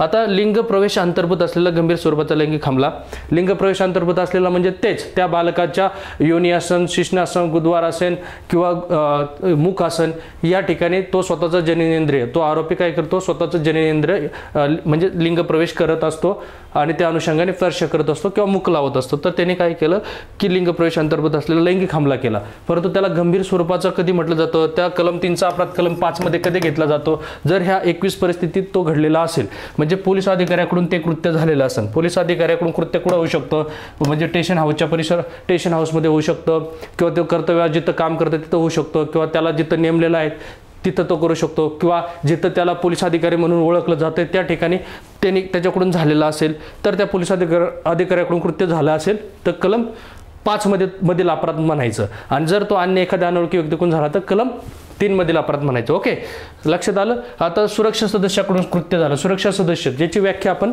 2C मध्ये पाहिलं तर 2C व्याख्या कलम 2 मध्ये 2.1 म्हणजे पोटकलम 1 मध्ये C मध्ये आपण व्याख्या पाहिली, C म्हणजे सेंट्रल फोर्सेस. आता हे सुरक्षा सदस्य कोण आहेत ते अनुसूची शेवटी पाहणार आहोत. त्यामध्ये आपण 18 प्रकारचे दल पाहतो. त्या 18 प्रकारच्या दलातील कोणतीही व्यक्ती असू शकते, म्हणजे राज्याचं पोलीस दल सुद्धा त्या सुरक्षा दलामध्ये मोडतं. सुरक्षा सदस्याकडून कृत्य झालेलं असेल, मग तो तिथं तैनात केलेला आहे तिथं झाला असेल, किंवा त्याला कर्तव्यावर काम करत असताना किंवा त्याला जिथं सुरक्षा सदस्य म्हणून ओळख प्राप्त आहे तिथं त्याने केलेलं असेल, तर ते सुरक्षा सदस्याकडून असं काही कृत्य झालेलं असेल तर त्याला कलम 3 नाही तर कलम 5 मधील अपराध समजायचा. लोकसेवकाकडून कृत्य झाले असेल कलम 3 मधलाच अपराध आहे, परंतु जर तो लोकसेवकाकडून कृत्य झाला असेल तर त्याला कलम 3चा अपराध नाही म्हणायचं तर कलम 5चा अपराध म्हणायचा, कारण तो गंभीर स्वरूपाचा. त्याला काय असतं, हे विश्वासाच्या पदावरील व्यक्ती असतात आणि ह्या लोकांकडून होतं त्यावेळेस त्याला गंभीर स्वरूप प्राप्त होतं, लक्षात घ्या.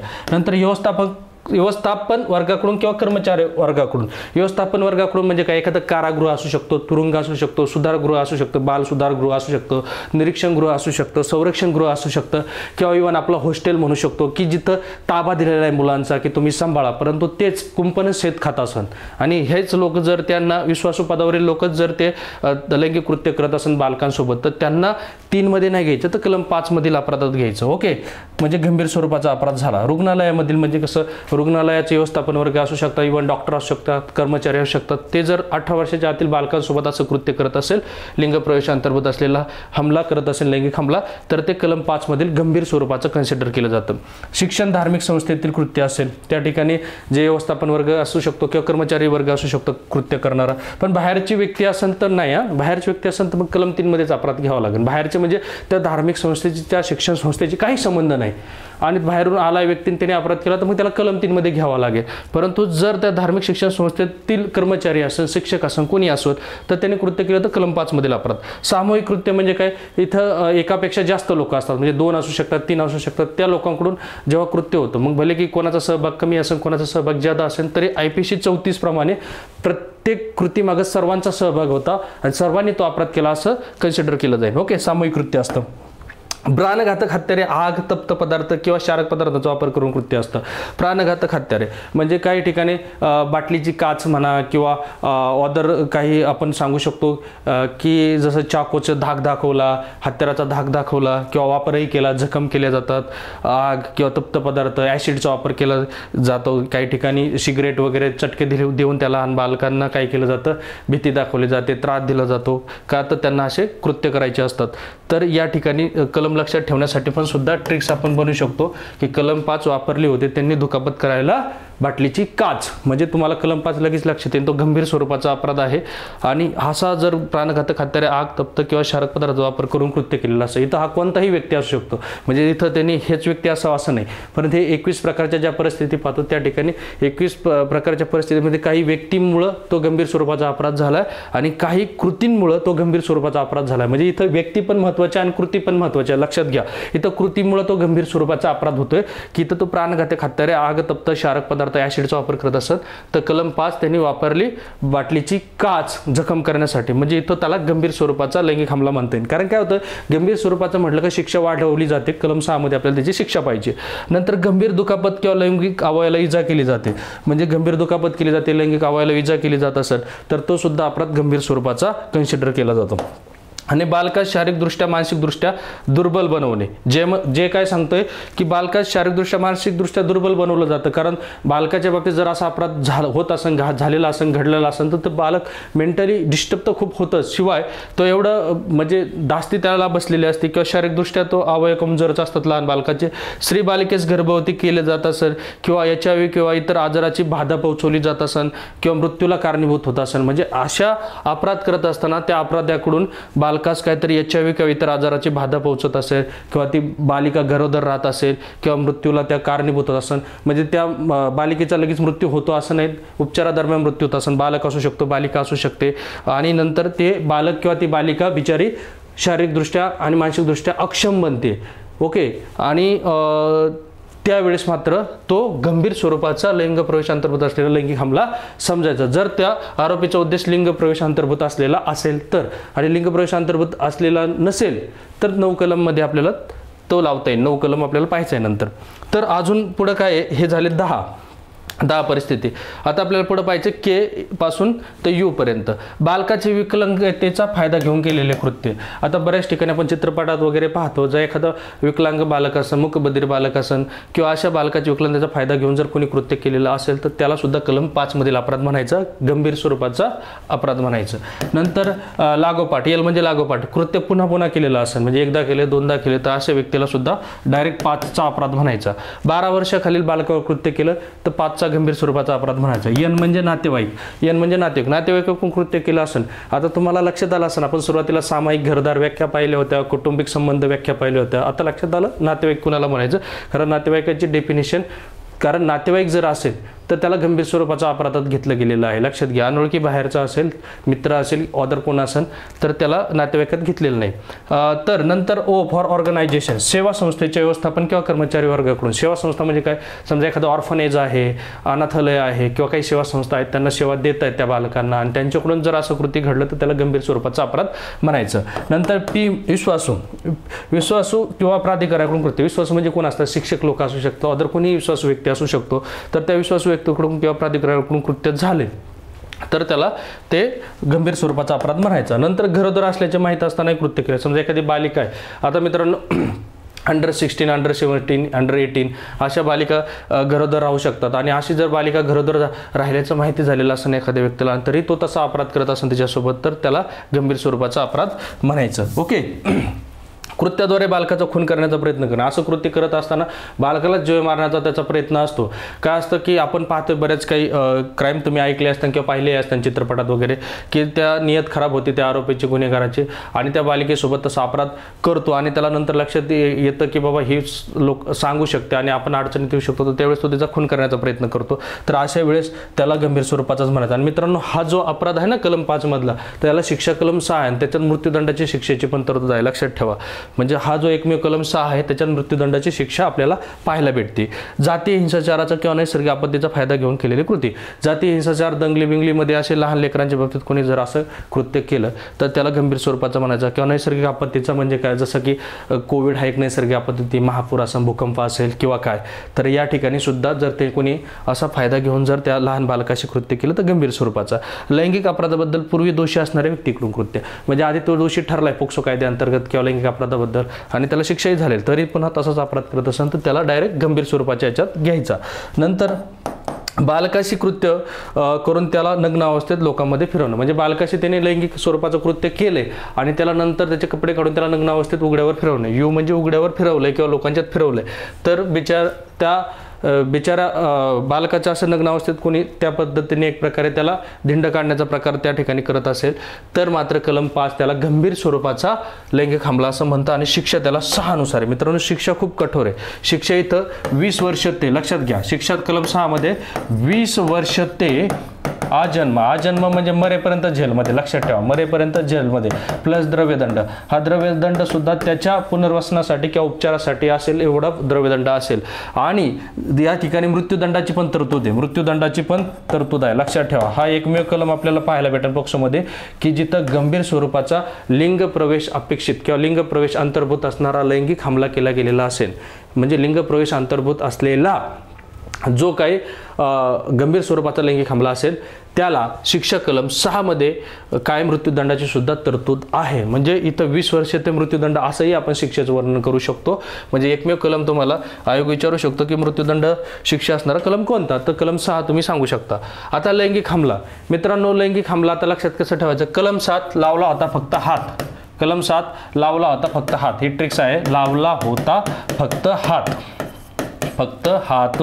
कलम 7 हात लाव म्हणजे इथं फक्त स्पर्श करणारे अपराध अपेक्षित असतो, स्पर्श करणारे, लक्षात घ्या, स्पर्श करणारे. म्हणजे इथं लिंग प्रवेश हा नसतो. म्हणजे लिंग प्रवेश नसलेला म्हणजे तो आरोपी, तो गुन्हेगार स्वतःचा लिंग प्रवेश नसलेला परंतु फक्त स्पर्श करणारा अपराध असतो, स्पर्श करणारा अपराध. तो स्पर्श कुठं करतो, तेच त्या बालकाच्या जे काय आहे योनी असेल, शिश्न असेल, गुदद्वार असेल, मूत्रमार्ग असेल, या ठिकाणी काय करतो, स्पर्श करेल. तर त्याने काय केलं, योनी शिश्न गुदद्वार असेल, मूत्रमार्ग असेल, या ठिकाणी तो जर स्पर्श करेल हाताने, म्हणजे समजा त्याच्या अवयवाने स्पर्श करेल किंवा अन्य व्यक्तीला स्पर्श करायला लावेल तर त्याने काय केलं, लैंगिक हमला केला असं म्हणता येईल. किंवा अजून पुढे सांगायचं की स्वतःचे हे जे अवयव आहेत त्या अवयवांना तो त्या बालकाला स्पर्श करायला लावेल किंवा जे काय आहे त्याचे अन्य अवयव लावायला लावेल किंवा स्पर्श करायला लावेल. इथं फक्त स्पर्श, इथं लिंग प्रवेश नसतो, या ठिकाणी फक्त स्पर्शाचे अपराध असतात. इथं तो स्पर्श करायला लावतो म्हणजे हे त्या बालकाच्या अवयवांना तो स्वतः स्पर्श करेल किंवा बालकाला स्वतःच्या ह्या अवयवांना स्पर्श करायला लावेल. म्हणजे यामध्ये महिला सुद्धा अपराधी होऊ शकतात, लक्षात घ्या. महिला समजा एखाद्या लहान बालकाला ह्या गोष्टी करायला लावेल किंवा पुरुष त्या बालकाच्या ह्या अवयवांशी स्पर्श करेल आणि किंवा पुरुष स्वतःच्या अवयवांना त्या बालकाला स्पर्श करायला लावेल. म्हणजे इथं असं नाही की पोक्सो फक्त पुरुषांच्या अगेन्स्टच आहे. जसं की बलात्कार आपण पाहतो, विनयभंग आपण पाहतो, विनयभंग हा स्त्रीच्या पण विरोधात होतो असं नाही, पण बलात्कार हा फक्त पुरुषांच्याच विरोधात होतो. पण इथं पोक्सोमध्ये इथं अपराधी स्त्री पण असू शकते, पुरुष पण असू शकते, लक्षात घ्या. इथं तर काय करतं, तो पुरुष तो स्त्री ह्या संबंधित बालकाचे ह्या अवयवांना स्पर्श करेल. इथं लिंग प्रवेश अपेक्षित नसतं आणि किंवा त्या बालकाला स्वतःच्या ह्या अवयवांना स्पर्श करायला लावेल. इथं फक्त स्पर्शापुरतेचे अपराध असतात आणि या ठिकाणी त्याचं लिंग प्रवेश करण्याचा कोणताही उद्देश नसतो, लक्षात घ्या. आणि हे ते तथ्यावर सगळं आधारित आहे. इथं लिंग प्रवेश केलं जात नाही. इथं कलम 7 फक्त लावला होता त्याने हात, तर या ठिकाणी त्याला ते बर्डन ऑफ प्रूफ सगळं आरोपी काय असतं, गुन्हेगाराकडं असतं. चला, कलम 7ला शिक्षा काय मित्रांनो, कलम 7ला शिक्षा आहे कलम 8. तर काय शिक्षा आहे, 3 वर्षापासून तर 5 वर्षापर्यंत आणि दंड, लक्षात घ्या, किमान 3 वर्षापासून तर 5 वर्षापर्यंत. जसं मी तुम्हाला सांगितलं, विनयभंग जर महिला 18 वर्षाच्या पुढील असेल तर विनयभंगाचा अपराध दाखल होतो, तिथं 1 वर्षापासून शिक्षा आहे सुरुवात. पण इथं मात्र बालिकेच्या बाबतीत अपराध असा अपराध होत असेल तर 3 वर्षापासून ते 5 वर्षापर्यंत आणि प्लस दंड आहे. दंड त्या स्वरूपाचं तुम्हाला माहितीच आहे, त्या बालकाच्या पुनर्वसन असो किंवा त्यासाठी उपचारासाठी महत्त्वाचे असतात. लैंगिक हमल्याबद्दल शिक्षा आहे. इथं लैंगिक हमला म्हणजे इथं लिंग प्रवेश अपेक्षित नसतो. जिथं लिंग प्रवेश अपेक्षित असतो तिथं स्पष्टपणे दिलेलं असतं. काय दिलेलं असतं तिथं, ॲग्रॅव्हेटेड पेनिट्रेटिव्ह. समजलं. चला, कलम 9. कलम 9 काय सांगतंय की गंभीर स्वरूपाचा लैंगिक हमला, ॲग्रॅव्हेटेड सेक्शुअल असॉल्ट. ओके, आता ॲग्रॅव्हेटेड म्हणजे गंभीर आणि पेनिट्रेटिव्ह म्हणजे लिंग प्रवेश अपेक्षित असणारा. इथं काय आहे, इथं पेनिट्रेटिव्ह नाही, म्हणजे इथं लिंग प्रवेश नाही. इथं फक्त ॲग्रॅव्हेटेड आहे म्हणजे गंभीर स्वरूपाचा सेक्शुअल असॉल्ट आहे. म्हणजे इथं काय होतं, याला गंभीर का म्हटलं गेलं, जसं मी कलम 5 मध्ये तुम्हाला 21 परिस्थिती दिली होत्या, तिथं काही व्यक्ती महत्त्वाचे होते, तिथं काही कृत्या महत्त्वाच्या होत्या. त्याच्यामुळं ते कलम 5ला तुम्हाला जर कलम 5 समजलं असेल तर कलम 9 समजायला सोपं जाणार आहे. तिथं कलम 5 मध्ये 21 परिस्थिती होत्या, इथं 22 परिस्थिती. इथं टोटल किती मित्रांनो, 22 परिस्थिती. परिस्थिती, इथं सुद्धा फक्त स्पर्श केला जातो, इथं लिंग प्रवेश नसतो आरोपीकडून गुन्हेगाराकडून, जसं की पोलीस अधिकाऱ्याकडचं कृत्य आपण पाहिलं होतं, नंतर सुरक्षा सदस्याकडून कृत्य असेल, लोकसेवकाकडून कृत्य असेल, व्यवस्थापन वर्गाकडून किंवा कर्मचारी वर्गाकडून कृत्य असेल, रुग्णालयामधील कृत्य असेल, शिक्षण धार्मिक संस्थेतील कृत्य असेल म्हणजे त्या कर्मचारी वर्गाकडून किंवा व्यवस्थापन वर्गाकडून, प्राणघातक हत्यारे, आग, तप्त पदार्थ, शारक पदार्थाचा वापर करून कृत्य केलेला असेल, सिगरेटचे चटके द्या वगैरे असं पद्धतीने, किंवा गंभीर दुखापत किंवा लैंगिक अवयवाला इजा पोहोचवलेली असेल, बालकास शारीरिकदृष्ट्या मानसिकदृष्ट्या दुर्बल बनवला असेल, स्त्री बालिकेस गर्भवती केलेला असेल, याच्यावी इतर आजाराची बाधा पोहोचवली असेल आणि किंवा मृत्यूलाही कारणीभूत झालेला असेल, तर सोबतच पुढं काय सांगितलंय की बालकाची विकलांगतेचा फायदा घेऊन त्यांनी त्याचं टच केलेलं असेल, कृत्य पुन्हा पुन्हा करत असेल, सारखा तो टच करत असेल, 12 वर्षाखालील बालकाला टच करत असेल, नातेवाईक त्या पद्धतीने वागतात, बॅट टच करतात, सेवा संस्थेचे व्यवस्थापन किंवा कर्मचारी वर्गाकडून कृत्य झालेलं असेल, विश्वासू व्यक्तीकडून, प्राधिकाऱ्याकडून, जसं शिक्षक लोक येऊ शकतात, गरोदर असल्याचे माहीत असताना केलेले कृत्य असेल, कृत्याद्वारे बालकाचा खून करण्याचा प्रयत्न केला असेल, जाती हिंसाचार किंवा नैसर्गिक आपत्तीचा फायदा घेऊन केलेलं कृत्य असेल, लैंगिक अपराधाबद्दल पूर्वी दोषी ठरलाय पण परत कृत्य केलेलं असेल आणि बालकाशी कृत्य करून त्याला नग्न अवस्थेत लोकांमध्ये फिरवलेलं असेल आणि बालकांना लैंगिक प्रवृत्ती, हे सगळ्यात महत्त्वाचं आहे। जसं की कलम 5 मध्ये आपण 21 परिस्थिती पाहिल्या होत्या, कलम 9 मध्ये आपल्याला 22 परिस्थिती पाहायला भेटतो। हा जो व्ही आहे तो व्ही ॲड झालेला आहे। व्ही काय सांगतोय, बालकांना लैंगिक परिपक्वता येण्यासाठी त्याला काही रासायनिक पदार्थ दिले जातात किंवा त्याला काही अंमली पदार्थाचं सेवन करायला प्रवृत्त केलं जातं, बरोबर पाडले जाते किंवा त्याला दिलं जातं, तर त्याने गंभीर स्वरूपाचा लैंगिक हमला केला असं म्हटलं जातं, ॲग्रेवेटेड सेक्शुअल असॉल्ट। जसं गंभीर नसेल तर कलम 7 ला शिक्षा होती, कलम 8 3 ते 5 वर्ष, परंतु आता कलम 9 मध्ये गंभीर आहे, ॲग्रेवेटेड आहे। ॲग्रेवेटेड असल्यामुळे ह्याला शिक्षा कलम 10 मध्ये आता वाढणार आहे, तिथं 3 ते 5 होती, इथं 5 ते 7 आहे, लक्षात घ्या। इथं किती आहे, 5 ते 7 वर्ष, कलम 10 मध्ये शिक्षा आहे 5 ते 7 वर्षापर्यंत, 5 ते 7 वर्षापर्यंत शिक्षा आहे, प्लस द्रव्यदंड, द्रव्यदंड सुद्धा त्या बालकाच्या पुनर्वसनासाठी वगैरे किंवा उपचारासाठी वापरला जाईल, कलम 10। ओके, आता कलम 9 कसं लक्षात ठेवणार मित्रांनो, कलम 9 ची ट्रिक देतो, जसं कलम 7 ची ट्रिक दिली, कलम 5 ची दिली, तुम्हाला फक्त अपराधाचा कलम लक्षात ठेवायचे, लगेच लक्षात येतं अपराधानंतरचा कलम हा शिक्षेचा, जसं कलम 3 अपराधाचा त्याला शिक्षा कलम 4, कलम 5 अपराधाचा त्याला शिक्षा कलम 6, कलम 7 अपराधाचा त्याला शिक्षा कलम 8, कलम 9 अपराधाचा त्याला शिक्षा कलम 10। आता कलम 9 कसं लक्षात ठेवायचं की बालकाला वयात आणण्यासाठी त्यांनी अंमली पदार्थ घातले खाऊ, कलम 9, कारण हे याच्यावर ट्रिक्स बनवले आपण फीवर, कारण फी हा नवीन आहे याच्यात, बाकी सगळे आहेत तसेच आहेत, कलम 5 मधलेच 21 परिस्थिती कलम 9 मध्ये घेतलेली आहे, फक्त एक 22वी परिस्थिती थोडीशी भिन्न आहे म्हणून त्याच्यावर आपण ट्रिक्स बनवली। कलम 9 बालकाला वयात आणण्यासाठी त्याला अंमली पदार्थ घातले खाऊ, ही ट्रिक्स तुम्ही लक्षात ठेवू शकता। चला, कलम 9 बालकाला वयात आणण्यासाठी अंमली पदार्थ घातले खाऊ आणि कलम 10 त्याची शिक्षा पण पहा। चला, आता 11 म्हणजे काय, लैंगिक सतावणूक, सेक्शुअल हॅरेसमेंट, लक्षात घ्या। आता सेक्शुअल हॅरेसमेंट म्हणजे काय केलं जातं, मी सुरुवातीला त्याची व्याख्या पाहत असताना व्याख्या कलम 2 मध्ये जे मध्ये सांगितलं होतं की त्याचे लैंगिक सतावणुकीची व्याख्या काय आहे, जसं की 2.1 जे मध्ये लैंगिक सतावणुकीची व्याख्या आपण पाहिली होती। तर जे काय तो गाणं म्हणायचा, ज्वानीच्या आगीनं मशाला, असं काहीतरी गाणं म्हणायचं, म्हणजे काय करणं, तो उच्चार करणं, पण कोणत्या उद्देशाने, लैंगिक उद्देशाने, लक्षात घ्या, लैंगिक उद्देशाने, उद्देश मॅटर करता, लैंगिक उद्देशाने, आणि ते त्याचा उद्देश होता का नाही ते तथ्यावर आधारित राहील। उच्चार करतो, नंतर हावभाव करतो, म्हणजे उच्चार म्हणजे गाणं पण म्हणू शकतो किंवा आवाजही काढू शकतो, उच्चार करतो, आवाज काढतो, ओके, हावभाव करतो किंवा स्वतःचा अवयव दाखवतो, म्हणजे जननेंद्रिय वगैरे म्हणा, अवयव दाखवतो, कोणता अवयव, जननेंद्रिय म्हणू आपण त्याला, जननेंद्रिय अवयव, स्वतःचा अवयव दाखवतो किंवा त्या बालकाला त्याचा अवयव दाखवण्यासाठी काय करतो, तो एक फोर्स करतो, म्हणजे त्या बालकाला काय करतो, त्याचा अवयव दाखवायला फोर्स करतो, त्या बालकाला अवयव दाखवण्यासाठी फोर्स करतो, लक्षात घ्या, त्या बालकाला अवयव दाखवण्यासाठी फोर्स करतो, फोर्स। ओके, हा कलम व्यवस्थित समजून घ्या। काय करतो, लैंगिक सतावणूक म्हणजे काय, सेक्शुअल हॅरेसमेंट म्हणजे काय, लैंगिक उद्देशाने तो व्यक्ती काय करतो, त्या बालकाच्या समोर उच्चार, आवाज करतो, हावभाव करतो, काहीतरी वेगळे गाणे म्हणतो किंवा स्वतःचं जननेंद्रिय त्या बालकाला दाखवतो किंवा त्या बालकाचा एखादा अवयव दाखवण्यासाठी त्याला फोर्स करतो किंवा त्याचं स्टॉकिंग करतो। स्टॉकिंग म्हणजे तो जिथं जाईन, शाळेत जाईन, कुठं जाईन त्याच्या मागं जातो। स्टॉकिंग म्हणजे पाठलाग करणं, तो पाठलाग बाय फिजिकली असू शकतो, बाय डिजिटली असू शकतो, म्हणजे त्याच्या सोशल मीडियाच्या माध्यमातून त्याला मेसेज करतोय, सारखा चॅट चाट करतोय वेगळे, म्हणजे चाट कशी करतोय तर वेगवेगळ्या चुकीचे काही असलेले उच्चार त्या ठिकाणी करतोय त्या चाटमधून, किंवा त्याच्या सोशल मीडियाच्या माध्यमातून स्टॉकिंग असन, फिजिकली स्टॉकिंग असन, सोबत त्याला धमकी देतोय किंवा त्याला भुरळ पाडतोय. कशासाठी? पॉर्नोग्राफीसाठी. म्हणजे संभोग आधारित जे काही फिल्म असतात, म्हणजे त्याला इंग्लिशमध्ये पॉर्नोग्राफी म्हणतात. पॉर्नोग्राफीसाठी त्याला काय केलं जातं, धमकी दिली जाते, फोर्स केलं जातं, सोबत त्याला भुरळ पाडली जाते. पॉर्नोग्राफी पर्पजसाठी त्याला प्रलोभन दाखवलं जाऊ शकतं. अशा कोणत्याही गोष्टी या ठिकाणी येऊ शकतात. त्याला काय म्हणायचं? लैंगिक सतावणूक म्हणायचं, सेक्शुअल हॅरेसमेंट असं म्हणायचं. आता कलम 11 काय करतोय? त्या लहान बाळाच्या मागे मारतोय बिनकामाच्या चक्रा किंवा लैंगिक उद्देशाने मारतोय चक्रा, असं लक्षात ठेवू शकतात.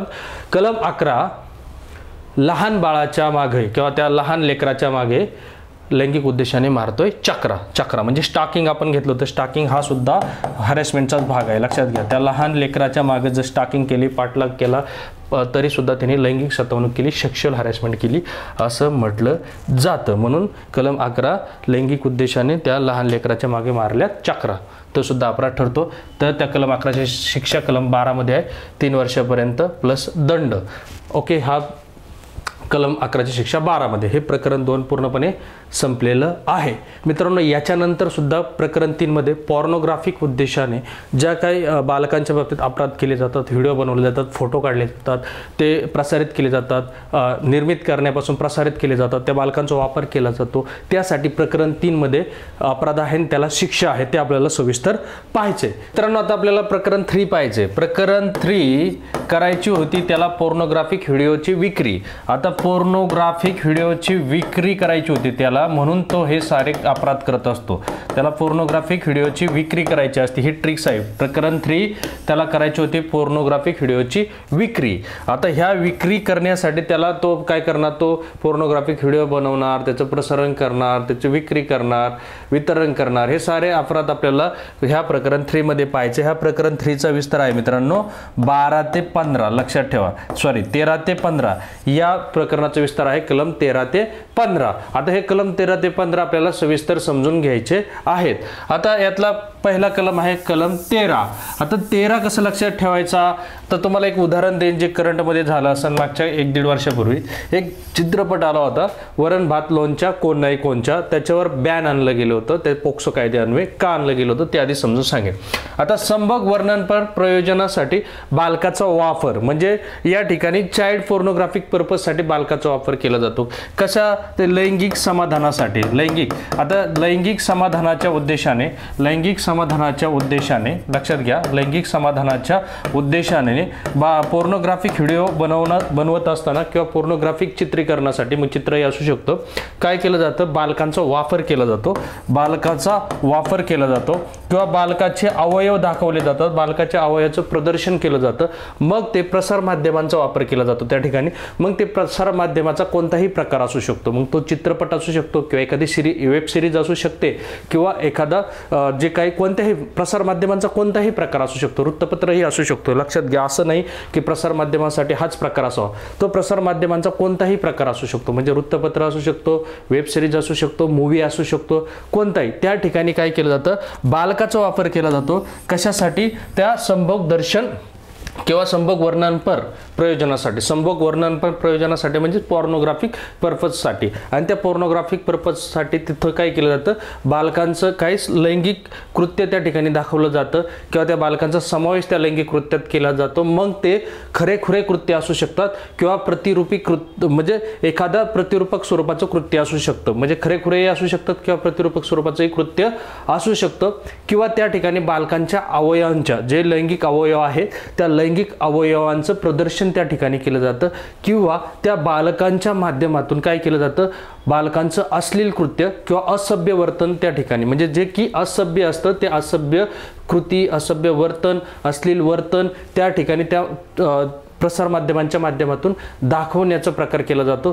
त्याचमुळे कदाचित वरण भात लोणच्या जो मराठी चित्रपट होता, वरण भात लोणच्या कोण नाही कोणच्या, महेश मांजरेकर यांना ते लीगल नोटीस पाठवली गेली आणि त्या चित्रपट प्रदर्शित करण्याला अडथळा निर्माण झाला. ॲक्च्युली त्या ठिकाणी त्या बालकांकडून सुद्धा काही असभ्य अशा वर्तणुकीच्या काही गोष्टी त्या चित्रपटात असल्यामुळे त्याच्यावर ऑब्जेक्शन पडलं गेलं होतं. परंतु असा कोणताही प्रसारमाध्यमाचा प्रकार असू शकतो, चित्रपट असू शकतो, वर्तमानपत्र असू शकतो, कोणताही असू शकतो, की त्या ठिकाणी जर लैंगिक समाधानाच्या उद्देशाने जर बालकाचा वापर होत असेल, मग ती लैंगिक कृती असेल किंवा लैंगिक अवयवांचं प्रदर्शन असेल किंवा त्या बालकाच्या माध्यमातून काय असभ्य कृती किंवा असभ्य वर्तन या त्या ठिकाणी दाखवण्याचा प्रकार होत असेल, तर त्यांनी काय केलं, संभोग वर्णनात्मक प्रयोजनासाठी बालकाचा वापर केला असं कलम 13 नुसार तो अपराध सांगतो. पण आता कलम 13 लक्षात कसं ठेवायचं, गंदे पोर्नोग्राफिक फिल्मवाला स्टुडिओ 13 असं कलम लक्षात ठेवायचं. कलम 13 ट्रिक्स काय लक्षात ठेवायची, कलम 13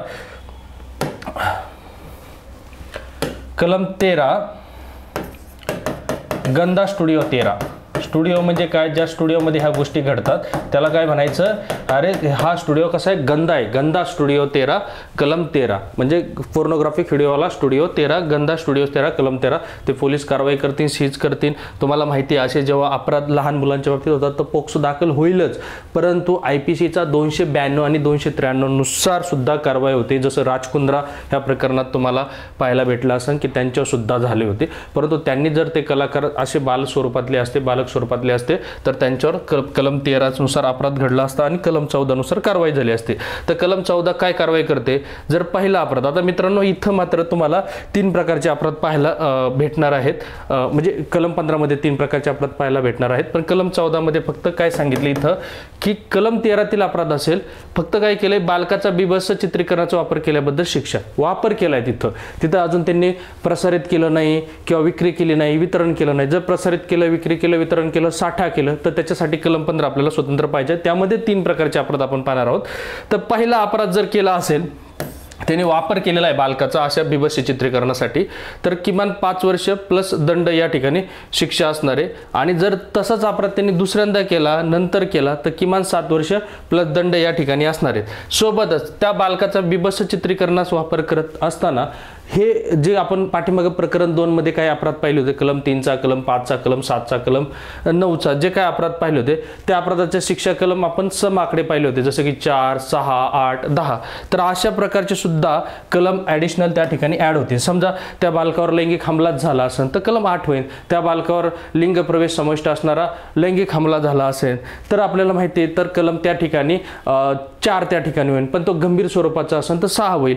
असे जे आपण पाठीमागे लेक्चरमध्ये पाहिले त्या सुद्धा कलमांचा वापर त्या ठिकाणी दोषारोपण पत्रात दाखल होईल, FIR मध्ये दाखल होईल.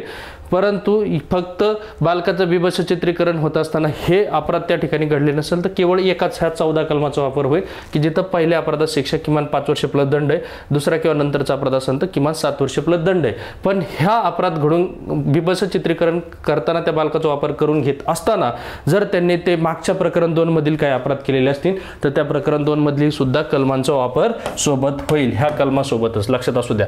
चला आता कलम 15. आता त्या बालकाचा वापर झाला, चित्रीकरण झालं, फिल्म तयार केली आहे त्यांनी, मग ती फिल्म तयार झालेली असेल त्याचं काय करतायत, ते प्रदर्शित करतायत, वितरित करतायत, साठा करतायत, जवळ बाळगतायत, तर त्याच्यासाठी कलम 15 आहे.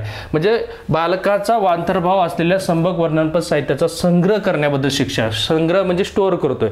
आता मित्रांनो याच्यात 3 प्रकारे अपराध येतो. आता पहिला अपराध काय, तो व्यक्तिगत स्वरूपात स्टोअर करतोय, म्हणजे त्याला कुणाला तरी पुढे मित्राला वगैरे दाखवायचं असेल किंवा परत त्याला पाहायचं असेल म्हणून व्यक्तिगत स्वरूपात स्टोअर करत असेल तर त्या बालकाचे अश्लील चित्रण साहित्य पुढे पाठवण्याच्या हेतूने साठा करेल किंवा जवळ बाळगेल, पण नष्ट करण्यास कसूर करेल. अशा वेळेस त्याच्याकडे आलं तर त्याने नष्ट केलं पाहिजे. त्याला कोणी पाठवलं असेल व्हॉट्सअपला, टेलिग्रामला, तर त्याने ते नष्ट करायचं. जर त्यांनी नष्ट केलं नाही, त्याने त्याच्या मित्राला पाठवत असेल, ते व्यक्तिगत लेवलला, इंडिव्हिज्युअल लेवलला असतो, तो एक जास्त व्यापक प्लॅटफॉर्मवर शेअर करत नाही. तो व्यापक प्लॅटफॉर्मवर जर तो प्रदर्शित करत असेल तर त्याला पुढे 2 नंबरचा आपल्याला अपराधाचं स्वरूप पाहिजे. इथं तो काय करतोय, व्यक्तिगत लेवलला त्याला कोणत्यातरी मित्रांनी व्हॉट्सअपला पाठवलं असेल, टेलिग्रामला पाठवलं असेल तर त्याने ते नष्ट केले पाहिजे.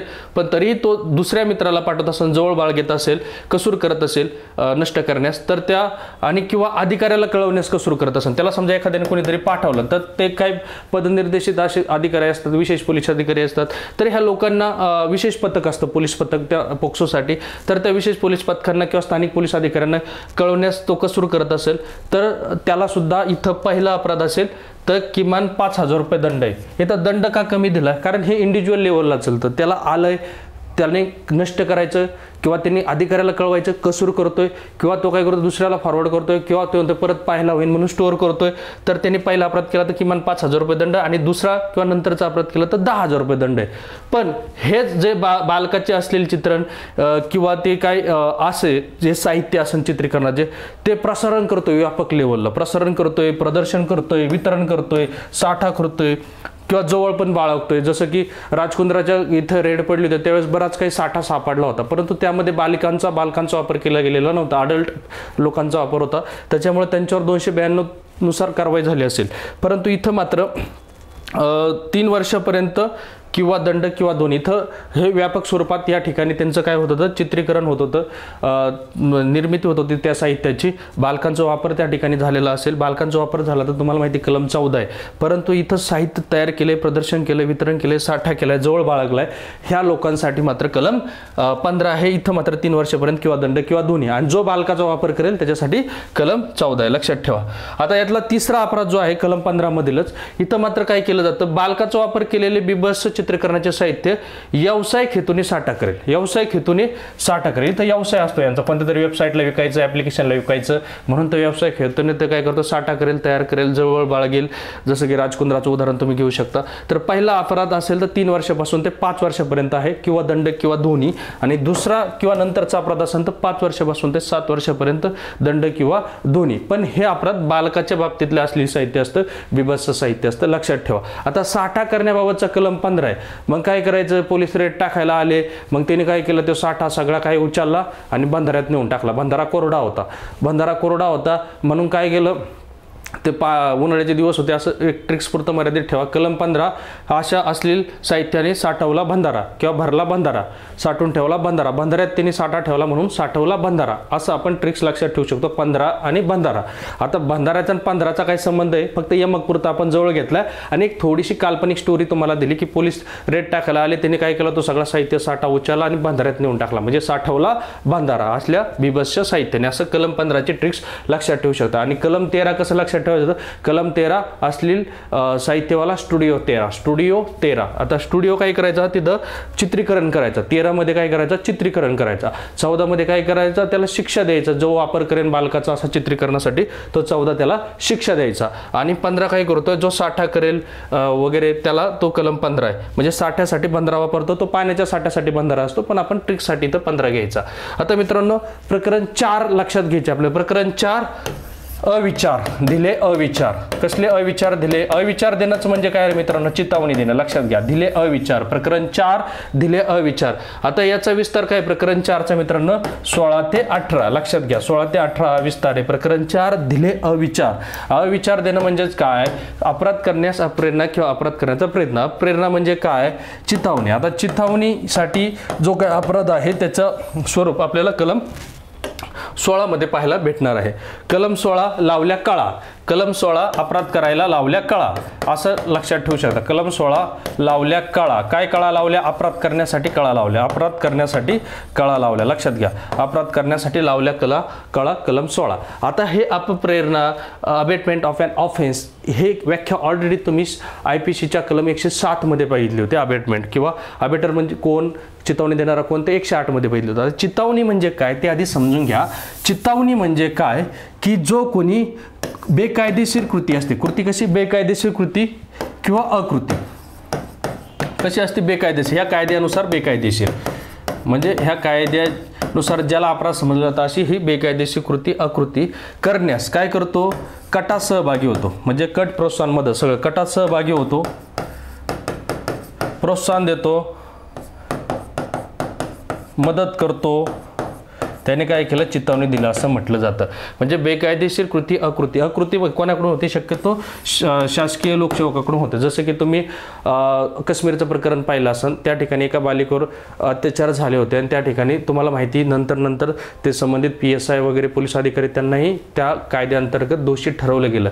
कारण काय होतं, ज्याची कायदेशीर जबाबदारी आहे तो मात्र माहिती लपवून ठेवतोय किंवा कारवाई करत नाही, म्हणजेच काय करतो, तो अकृती करतो. अकृती म्हणजे टाळणे, कारवाई करण्याचं टाळतोय, त्याला माहिती आहे तो लपवून ठेवतोय किंवा चुकीचं मार्गदर्शन करतोय, त्याला काय म्हणायचं, अकृती किंवा बेकायदेशीर कृती करत असताना अकृती करत असेल, अकृती म्हणजे करतच नाही, त्याचं कर्तव्य होतं त्या पोलीस अधिकाऱ्याचं की त्याला जेव्हा माहिती आल्या त्यांनी कारवाई करणं, तो टाळतोय म्हणजे तो अकृती करतोय. ओके, म्हणजे अकृती करणे म्हणजे टाळणे, बेकायदेशीर कृती असेल किंवा अकृती असेल बेकायदेशीर, किंवा चुकीचं मार्गदर्शन करत असेल, जी माहिती समोरच्याला अधिकाऱ्याला कळवायचं ती माहिती न कळवता तो लपवून ठेवत असेल, म्हणजे त्या कटात तो सहभागी असतो किंवा तो प्रोत्साहन देत असतो किंवा त्या कृतीला तो मदत करतो असं समजलं जातं, म्हणजे तो चितावणी देतो. आता मित्रांनो, ही चितावणी देत असताना कशासाठी चितावणी देत असतो, हे जे आपण अपराध पाहिले, जसं की हे चाइल्डच्या संबंधित जे काही पॉक्सोमध्ये अपराध पाहिले, मग ते अपराध करण्यासाठी तो काय करतो, एखादी कृती करून सुद्धा त्याला मदत करतो. समजा